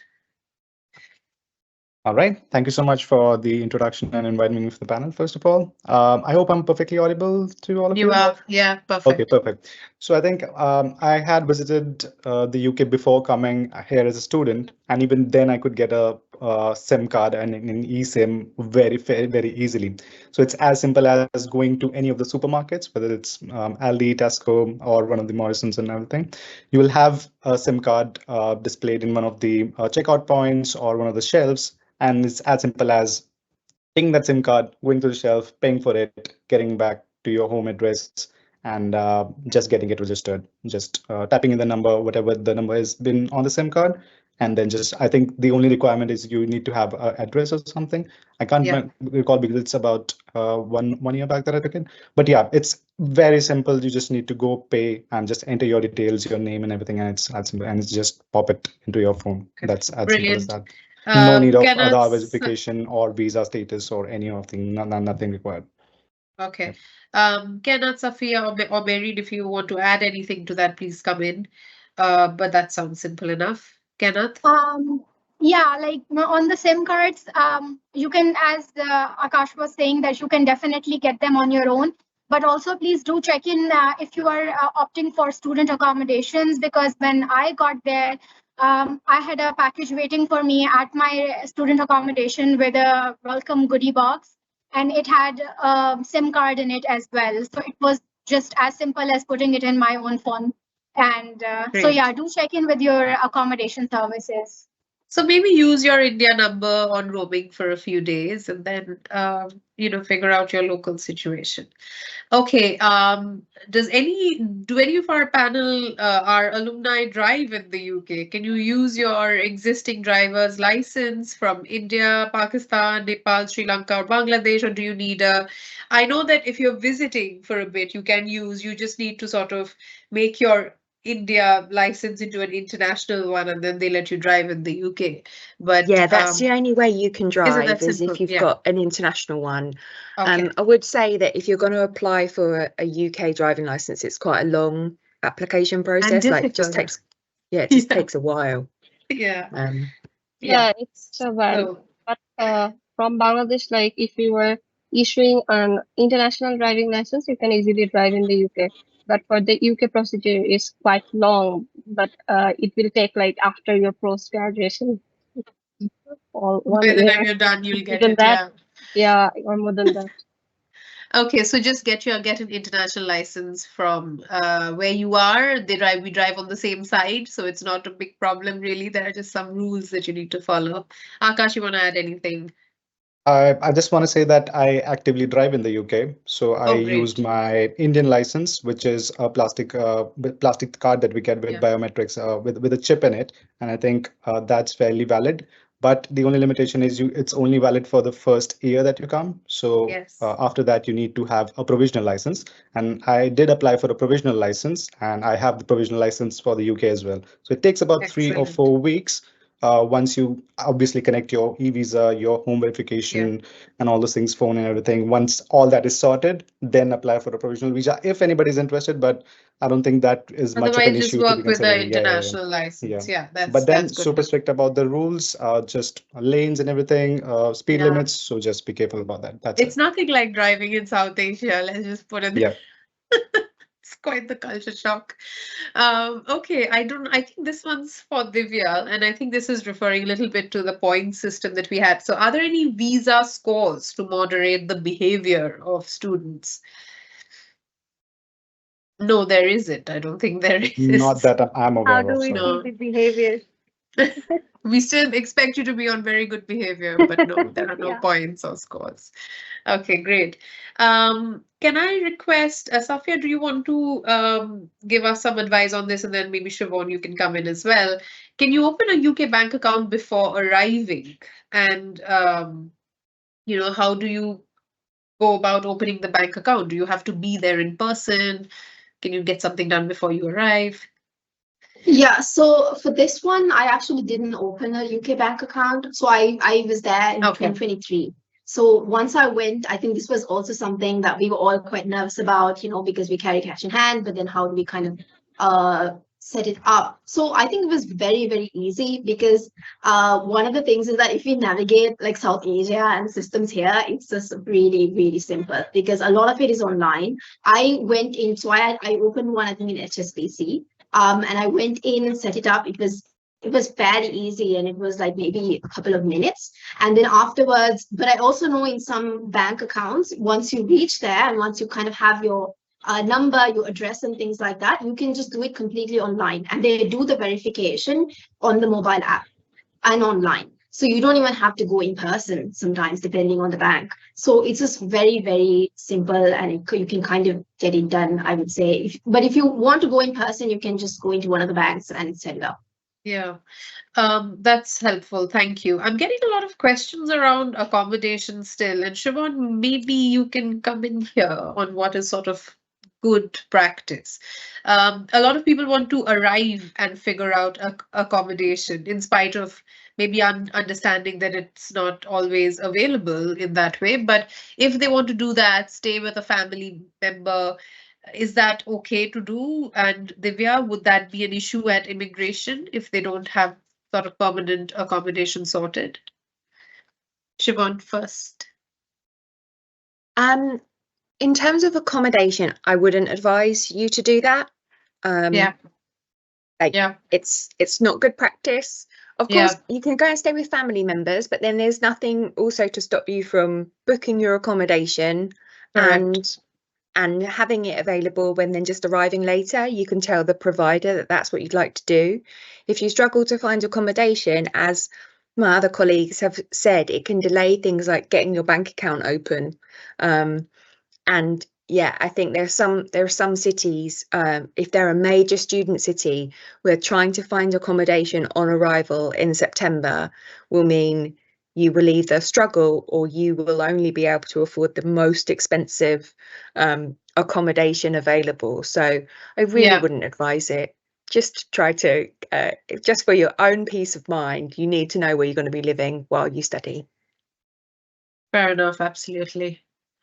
Divya, I think that's fair advice, and that covers immigration as well, doesn't it? There's a lot of questions. Yeah. There's a lot of questions around. I think this is around whether, if I've got a scholarship, do I need to show the amount in my bank? It's that 28 days. So Divya, just quickly go through that. What do they have to show in their funds, and how much of the CAS is exactly followed by UKVI? So what's in the CAS is basically what UKVI will follow, right? Including English language testing. So do you want to quickly just recap those points? There's lots of questions on that. Yeah, sure. So in terms of the funds evidence, if you have the scholarship available with you, so yes, you will need to submit the scholarship letter. And if it fully covers the maintenance funds and the amount that I've mentioned that is required in your account or as a scholarship, so you can submit that letter, and also your CAS letter will state as to how much is paid and how much you still need to pay. So we will look into those details and then we'll consider your scholarship letter and the CAS letter and see as to how much amount still needs to be evidenced. So yeah, so it could be combination of scholarship letter and your savings account, or it could be a completely sponsored scholarship letter as well. Yeah. Thank you for that. How does one register with a doctor, the GP in the UK? It's something we mentioned. I don't know, Kenath, do you want to help us out with this one? What did you do? Because I was in Glasgow, so our GP was present within the university campus, and so as per the rule, we have to go and register ourselves with our local GP. So even for the classmates who were staying away from the campus, so they registered themselves with a GP nearby their own areas. So that is something that you have to do, and it comes in very handy whether you catch a cold or you have a flu or something, so you can just walk in there. And I know there's like a little bit of a different policy with the students who are in England compared to those who are in Scotland, because we get all of, in Scotland, you get all of your prescription medication for free. So you just have to take your prescription to the pharmacy and show them, and that's about it. So, but having your accommodation address registered is quite important, because that would also again be needed when you go and register yourself with a GP. Right, there you go. Akash, you studied in England at Newcastle, so were the rules a little bit different for you for the GP registration? In my experience, I think it really depends on what council you're living in, which city council you are a part of. So most likely, if you don't register with some of the GPs, a council might send you a letter that you have not yet registered. But I think it's a fairly good practice that as soon as you plan to go to the UK, get your home address, and the next thing that you do is get your phone number, and the next thing that you do is get yourself registered with the GP. You don't, as soon as you're getting there. So just for most of the GPs, you'll have an online portal for that particular council. So just for example, I'm in Newcastle, just write Newcastle GP, and they'll give you based on your postcode, they give you the nearest 4 or 5 GPs, and whichever one is the nearest for you, just register for it. And I think it's just enter your home details, phone number, university, and everything. So I think that's it. Lovely. Going back to the charges for the prescription, because that's the big difference. So it's like, I think for each one, it's £9.90, unless you've got a long-term health condition. So for example, like if you're diabetic, that medication is free and you're given a card. There is also a very helpful NHS app. So for which has a list of all of your GPs that are near you, all of the pharmacists, everything all in one spot. For me, that's really helpful when I travel, because if I lose any of my prescriptions or anything, I've got it on my phone. So I would download that. But as all of the panelists have said, most universities have either a medical centre on campus or they have one that's very nearby, with this express thing in mind that we want all students to register with a GP. Brilliant. Thank you. I think that's very helpful. I hope that's very clear on the GP. And there was a question around what kind of medicines are available over the counter. It's the regular stuff, your paracetamols and your antihistamines and things like that. But for anything, it's a lot more expensive. It's a lot more expensive than going to. Exactly. Yes, I would say. That's true. Divya, does the loan amount in the loan sanction letter by an Indian bank need to be in GBP, or is it okay if it's in INR? Yeah, I was looking at that question only and was trying to respond on it. So it's not mandatory to have GBP amount mentioned in the loan letter by any of the bank. The decision maker, UKVI, will convert the currency amount mentioned in the letter to GBP using the ONDA website. So make sure you have the minimum required amount available as per the market rates. And so UKVI will convert the currency themselves. It's not required from the bank. Yeah. Okay, brilliant. And there was a question, since while I have you, one is around the rules, the different funding requirements and documentation and post-study work for undergraduate and postgraduate. It's the same. You still have to show what your tuition is, what your living is, and the graduate route is something that you can take once, right, Divya? If you're, let's say, doing your undergraduate there, if you want to do your postgraduate there, you can still just take it once. Yes, you can avail graduate route just once in your lifetime. In your lifetime. So even if you have a year's gap or whatever. Okay, great. What's the next one?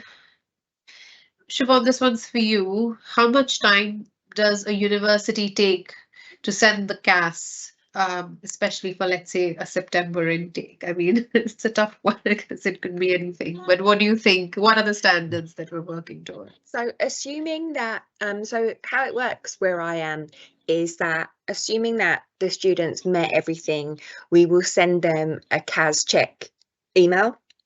And so we where we just do a final verification, because universities get we only get a limited amount of CASs. We don't have unlimited ones. So we need to make sure when we issue them that they're correct. That's why we come back to you, and why it's very important that all offer holders check the details properly. And then if you respond back to us and say yes, we will usually take about 5 days where I am to get back, because at the moment it's our peak time. Some universities are much quicker, some are much slower. So as long as you have done all of those things, I would give it like 5 working days, because that's a week for the university to turn things around, and then follow up. And they should give you a time frame that they're currently working to. Okay, excellent. That's really helpful. There was also a question while I have you, Siobhan, around English language testing. So not everybody needs to do it. And do we accept Duolingo? Do UK universities accept Duolingo? That's institution by institution. We'll make the decision on Duolingo based on their we have to justify all of those decisions to our colleagues at UKVI as to why we think somebody's English is of a good standard. So I know of universities that do, and I know of a number that don't. It's basically our preference. So that's what I would say about those. Brilliant. Divya, the next questions for you. I've been doing pre-departures, I think, for 10 years now, and you think you've read it all, you've had every question. And I've just read a question on if one can take their pet with them, their dog with them to study. I totally relate. As a pet lover, I would love to do that, but I don't think you're allowed to do that. So Divya, dependents not allowed means pets as well, right?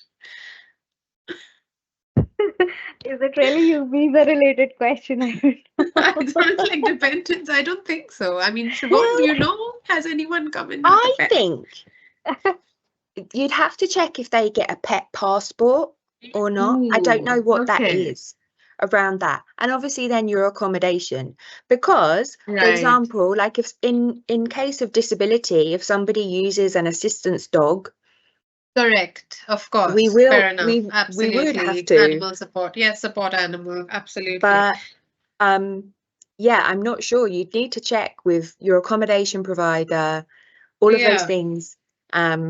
Yeah, Yeah. I have to say. Do any of the alumni know? Do you have any friends and international students who travel with a pet? Probably not. I'm sure it's very rare, but if you No, absolutely no, need I've to, never had a friend, yeah. And you if never you are know. going to miss your pets while you're away, there's a couple of things you can do. There's a couple of websites. There's one which is called Borrow My Doggy, which is people who are like at work who want people to be like companions with their dogs. You could do that. There's also one called Cat in the Flat, which is how you can be a cat sitter. So Oh my if you are gosh, going to leave that's some pets amazing. at home and you need some pet time, there are options for you. Oh, that's lovely. Oh, that's wonderful. Useful. I can see all the alumni here going, what? Really? We're going to do this. How does one get a national insurance number? I don't know, Marine, if you know, or Kenneth, Akash, Safia, anybody? Yes. For Yes, the go on, national Marine. insurance number, like after arriving in the UK, you need to collect your BRP card, BRP, biometric resident permit from the university first. And then after you need to log in into the national insurance website, and there you can give all of your details, passport details, citizenship details, BRP number, and then it will be automatically updated. You will be applied, and after 7 working days, within 7 working days, you will be receiving your NI cards, NI letter at your house, at your address, which you have given into your accommodation address. Excellent, thank you. That's a very easy process actually, and you will be getting a number which you will be using during your part-time job recruitment or application process. Yeah. Very I just good. wanna add one more Yes, thing that yes. whenever you're applying for part-time jobs or internships, usually the NI number or verification happens towards the end. And if you only apply for the NI number after you get a job, it kind of delays the process. So I think it's better that when you arrive to the UK, you get your GPs and NI numbers, all of those things sorted, that you can always provide them whenever you need it. Sometimes I've applied to jobs where they need it right there in the application process, and if you don't have it, you can't process to the You next won't be stage. So I able to think go it's to the advisable, yeah, that you have your NI number as soon as you come to the UK. Great. Thank you. Just to reiterate, the graduate route as of today right now is still 2 years. There's lots of questions on it. It may change. It's been advised in the recent policy documents that it could be reduced to 18 months. That has not happened as of today, which is 29 July. But please keep an eye out to see if that changes. And there will be enough time, as Divya mentioned, for that change to come into sort of practice. Divya, can funds be in the form of FDs, fixed deposits? I know you've mentioned this already, and you often do, but just let's reiterate. Yes, we do accept fixed deposit as evidence of funds. These fixed deposits again can be in the name of the student or it can be the name of the parents. If you're using parents' fund, please make sure you're submitting this along with the authorization letter from the parents that they are authorizing you to use their funds for your studies or stay in UK. So yes, Yeah. fixed deposits are acceptable. Anything which is in liquid form and can be easily Yeah. liquidated are acceptable. So long-term investments, provident fund, pension schemes, and stocks, shares, these kind of funds are not acceptable. Got it. Okay.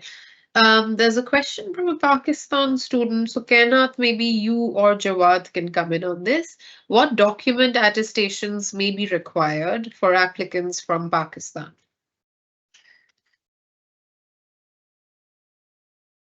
So from a visa perspective, they will always, once you start your process, they will issue you a list of required documents. And as far as attestations goes, so your home university degree, if you're applying for a master's program, so that needs to be stamped by your university. And so documents like these need to be verified beforehand. So those. But other than that, there isn't a lot that you have to submit. So the residence that you are living in Pakistan, so you have to submit proof of that. Also proof of funds, so usually like a bank statement, which is also stamped by your respective bank. So those would be required. But it is fairly straightforward, and usually university visa services or international student services, they also help out on a country to country basis. So they would also let you know based on their past experience, changing policies, etc. What is currently required. So I would suggest checking in at the website and also checking in with your international student service counselors to get to know what documentation is currently needed. Yeah. Okay. Divya, I know you have to leave in 5 minutes, although we're almost at the close of the session. So I want to get as many questions in as possible. If someone has paid the fees already before traveling, would that be a problem at immigration? I can't imagine it would be, but there was another question similar, which is that if my cousin in the UK or somebody else has paid my fees, how will that translate to my visa or my immigration? How will the UKVI read that? Okay, so from visa perspective, from UKVI perspective, we need to see the documents that I've already covered in the session.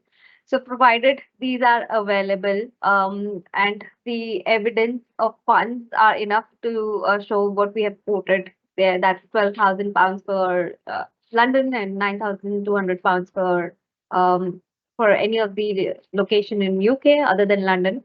So we need to see those funds, and if you're want to submit the proof that the fees is already paid, you can deduct that amount from the maintenance funds and show rest of the funds. So that is acceptable. There could be ways that they would check the payment, but it has to be obviously the payment or the funds that you're showing. Those are all legal payments to be shown. But in terms of the mandatory documents, the requirements I've already covered. We need to see the evidence of funds in student's account, and if the payment has already been done, they can evidence it with a receipt, payment receipt, course payment receipt to the university. So that's what we'd like to. Yeah. Thank you, Divya. Also, there's a few questions on ATAS, and I know that does not sit with the UKVI, Divya, but do you want to just tell everybody what they can do? Because there's a few sort of points here around the fact that it's been delayed and they don't really know what to do here. Okay, sure. So ATAS, yeah, it does not come under the umbrella of UKVI, but if you are waiting for your ATAS certificate, it does take a longish time. It takes 6 weeks to get an ATAS certificate. So before you can apply for a UK visa, you need to apply for an ATAS certificate. Give it 6 weeks, and if it's delayed, you can just go to the maybe you Google about ATAS. There is a separate FCDO link about ATAS where you can raise your concern about delay in ATAS. As I mentioned, because it does not sit with UKVI, but there is a link provided by FCDO wherein you can raise concern about delays. and you'll need to wait for that response Yeah. from the FCDO team on the ATAS status. Okay, But yes, it's great. the longest Thank you. process. Make It does those take a while. applications on time. Yeah. Yep. There's a question, Safia. Are there any Sri Lankan sort of support groups or student groups? I think the person is going to be in London. I know that you were in Scotland. Yeah, so I was based out of Edinburgh. So I think this really depends on the university and the city. For London, for sure, I'm sure there are. So what I did also previously, what I found quite useful, also just around transport, but also there was somebody to pick me up, for example, from the train station when I left, was that I reached out to communities and like to community networks and stuff like that, and just made a few kind of links before I went there. And then, for example, the university that you might be attending might also have, for example, past alumni and things like that who are currently based or just probably in the same city. So I found that quite useful. I think you can probably check on their website, just check on socials as well. And yeah, I think just reach out before if that would come in handy. Brilliant. Okay, I think the questions around bank accounts, etc., has already been answered. Can you go for PhD after your master's? Yes, you would have to apply for that separately. Divya, I think we're okay on the visa questions. If there's anything that we haven't addressed, we'll come back to it and we'll sort of publish an FAQ. There are some questions, however, I want to bring to the alumni and maybe Siobhan as well. There's a lot of questions around work. So there's a question around part-time working while you're studying there. So you can work for 20 hours a week while you're studying there as an international student. I just want to understand from our alumni here, have any of you done that? If you have, what was your experience? Do you recommend it? Is it difficult to manage study and work? And are there any, what kind of jobs does one go for? And if you haven't done it, then I'm sure Siobhan can help us. Anybody? I think, South Asian students are just going to be sitting and studying. They're not going to be, were they? Yeah? Yes, on that. Marine, did you work while you were there? Yes. I have worked Excellent. during my master's program. So it's 20 hours per week. Yes. But I would suggest besides studying, it would be very difficult for you want to go for the work and aside for your studies. So, but for the recruitment process, if you want to know the recruitment process, there are several websites like Indeed, then Glassdoor, read.co.uk, jobs.ac.uk, where you can avail several part-time jobs, according to your location, according to your pay range, or according to your qualifications you have or the experiences you have. Mostly the retail jobs or the cafeterias or the restaurants, these kind of jobs are maximum available in London, Manchester, like in the bigger cities, I would prefer or suggest. But for the smaller cities, it would be difficult to get a part-time jobs. But during the Christmas weekend, during the Christmas week, they need more workers, so you can apply at that time for part-time. It would be a good expenditure, and you can travel with that money. Great. Yeah, it's some really good money for you to go to Europe. And there was a question on if you can go to Europe on UK student visa. No, you would have to apply for the Schengen because you have an, Indian or Bangladeshi or Pakistan passport, and obviously you can't travel to the Europe with a visa. Yes. Yeah. But it's very easy. So once you have the visa, you can just book a flight for £20 and just be in a whole other country, which I think is really cool. Sorry, Akash, go on. I was just going to say thank you, Marine, for this information about part-times and how to find these jobs.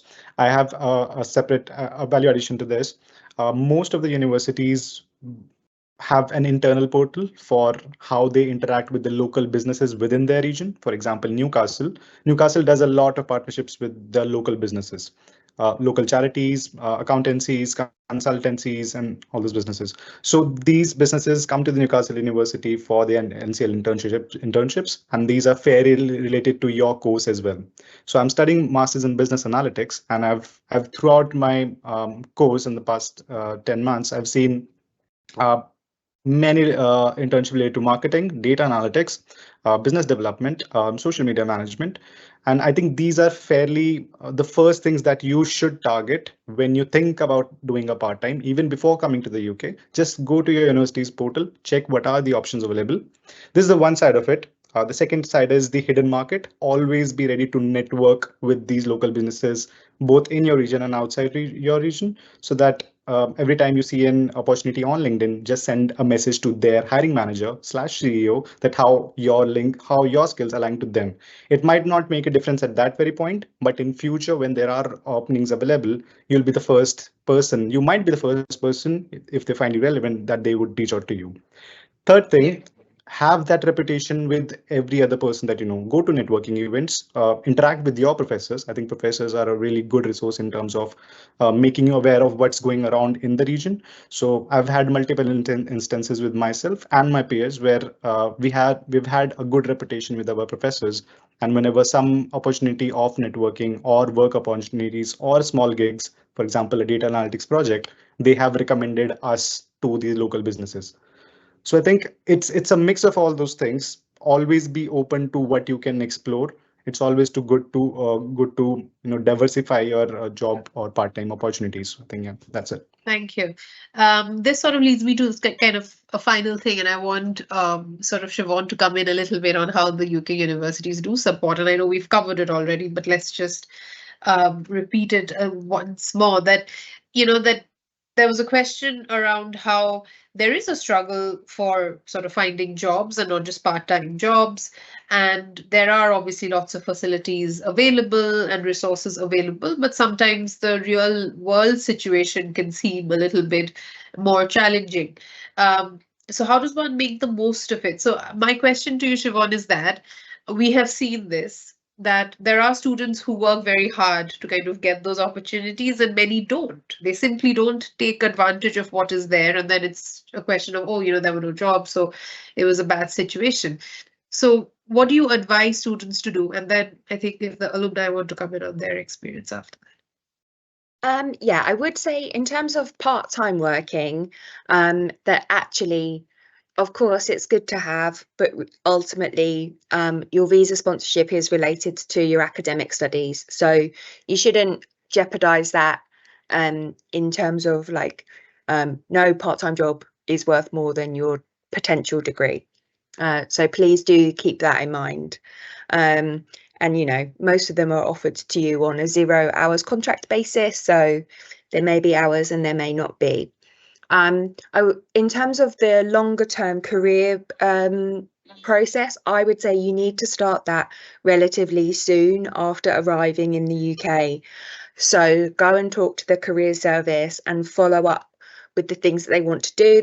They have lots of different things for you to learn, different aptitude tests, like you can get some practice for interviews, for applying and learning how to answer specific questions. So, for example, lots of organisations like the NHS have a specific way they want questions answered, including the British Council. The British Council have the same thing too. That they expect questions and applications to be completed in a certain way, and you wouldn't know that until someone tells you. So I would say try to make sure that you're going to the career service and kind of upskilling in some way, like once a month. Just check in, see what's going on. Obviously, there are times when your academics will take over, but certainly it's a longer term process than perhaps you might have thought. And that's why I was suggesting things like joining the clubs and societies, getting involved in committees and leadership positions, because again, all of this is kind of if you leave it till the end and try and give yourself 2 months to catch up, that's not enough time. On a master's course, you've got to do it slowly but surely across the entire time. And don't be too desperate about it. It does take a long time to get into the job market in any country.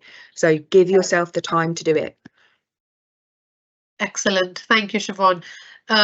Alumni, do you have any thoughts on this? How did you go? And I just want to say here that the aim is to sort of get a degree that makes you, that should give you what you're getting that degree for. So if that's, a step to get you to the next step of, let's say, being a research student, then that's what it should do. If it's about making you employable and getting you certain skills, then that's what it should do.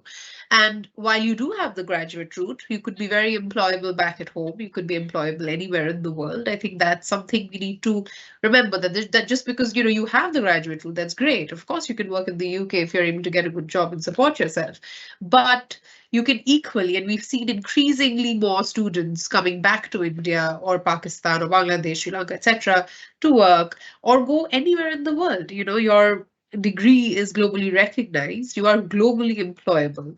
So don't just be stuck on this one way of kind of doing things. I don't know, Kenneth, you've unmuted. Do you want to sort of add something here? Sure. One thing for the longer career goals, I would like to add, because I was a student on scholarship, so I did not have an immediate need to fund myself or like make extra cash. But I know students who were around me and they were in the same position. They did not need money immediately, but we utilized our times by volunteering in local community-based organizations. And then upon graduating, some people who wanted to stay back in UK did apply back to those organizations in full-term employment positions. Yeah. And a couple of people also got there. So volunteering, interning, those are also quite good ways if you are looking to make a career and stay in UK. So those are some of the ways. I myself chose to come back, and as you were rightly mentioning that the degree is globally recognized, and sometimes when you bring that degree back home, because it's not the same kind of degree that is being offered in your home country, so you do have an edge, and you are more employable in the job market back home than you would be elsewhere. Because I know, like in my batch, about like 26 people graduated with the same degree, but when I returned back home, I was the only one from that batch, so I did have an edge. So I think that is also a good way to think about it. And the job fairs at the universities, the career services, those are also really good options to like consider and get in touch with people. And networking, yes, that definitely helps. Connecting with professors also really help if you are looking for a job, especially if you want to make a career within academia. So research positions, those are also for like entry-level positions within research.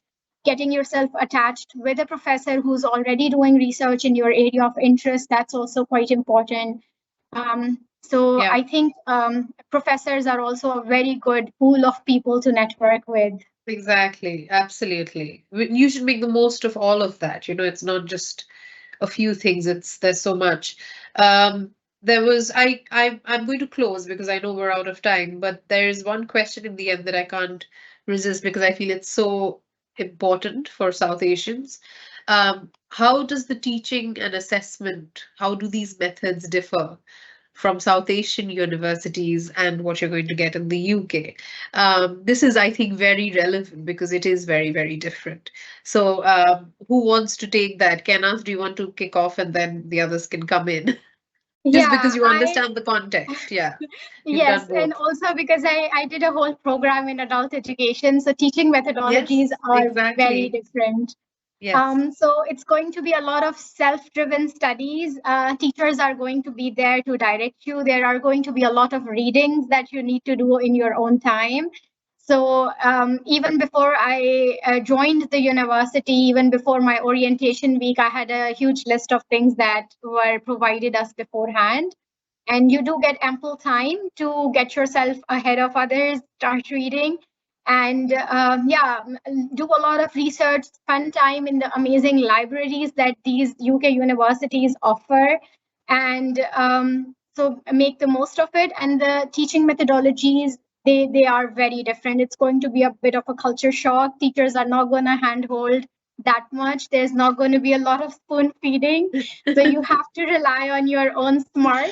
It has gotten you so far. You're already going to a good institution. So yeah, I think it's going to be a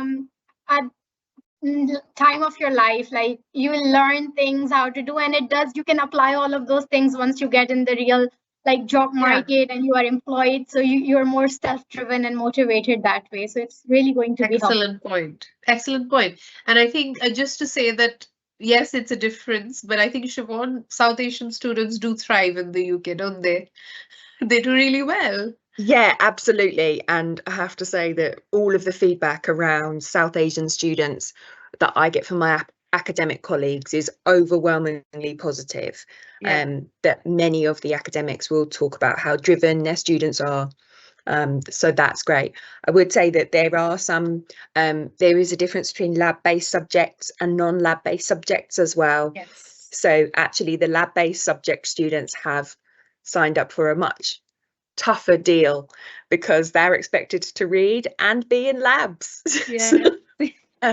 True. Yeah. My advice is to check the footnotes on the reading list. That's your basic starting off point. Follow the footnotes. You'll do great. You'll all do great. Exactly.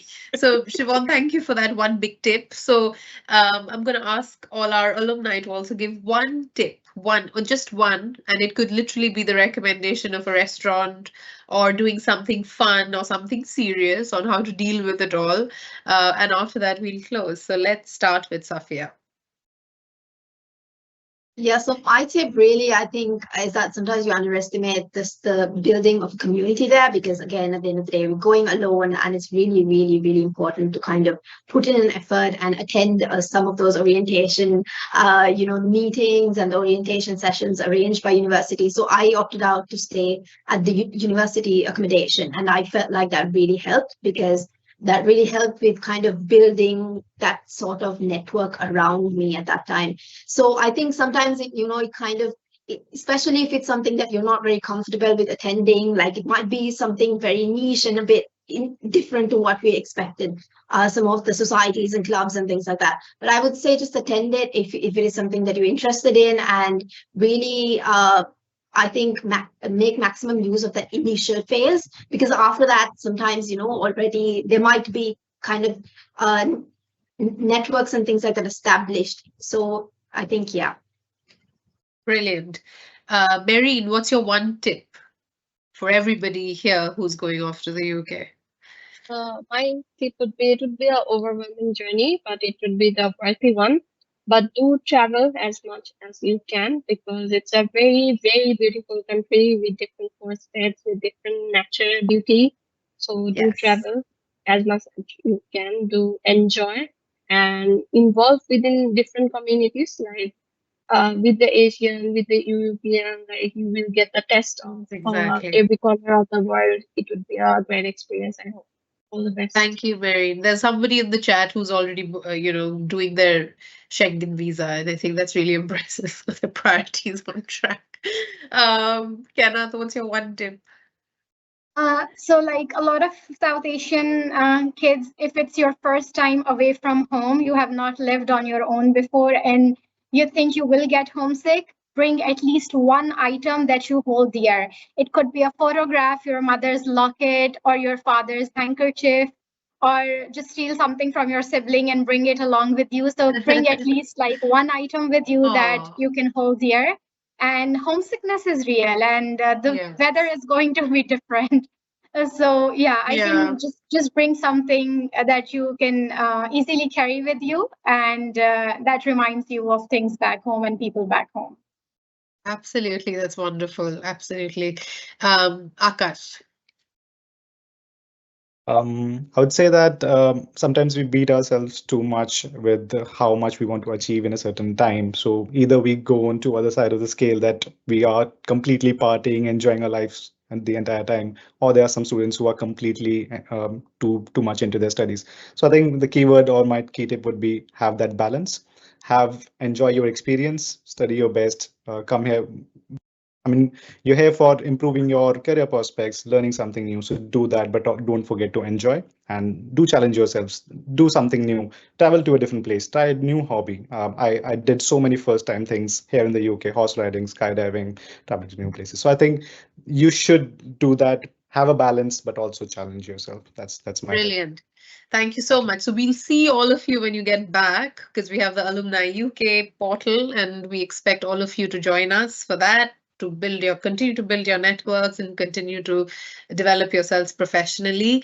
We've put in some links for feedback, so please do fill those up. And remember that we're always here. The British Council is always here to help you and support you. If you have any questions, anything that's bothering you, we'll try and see any sort of critical questions that we've missed, and we'll publish those, and we'll share all the slides, we'll share everything. And I really want to massively thank Siobhan. Divya's left, but Kenath, Safia, Marine, and Akash for your time. You've patiently answered so many questions, but I don't think you understand how valuable that has been. So thank you so much. Thank you, everyone. Have a great rest of the week. Bye. Thank you very much. Bye, everybody. Bye-bye. Bye, everyone.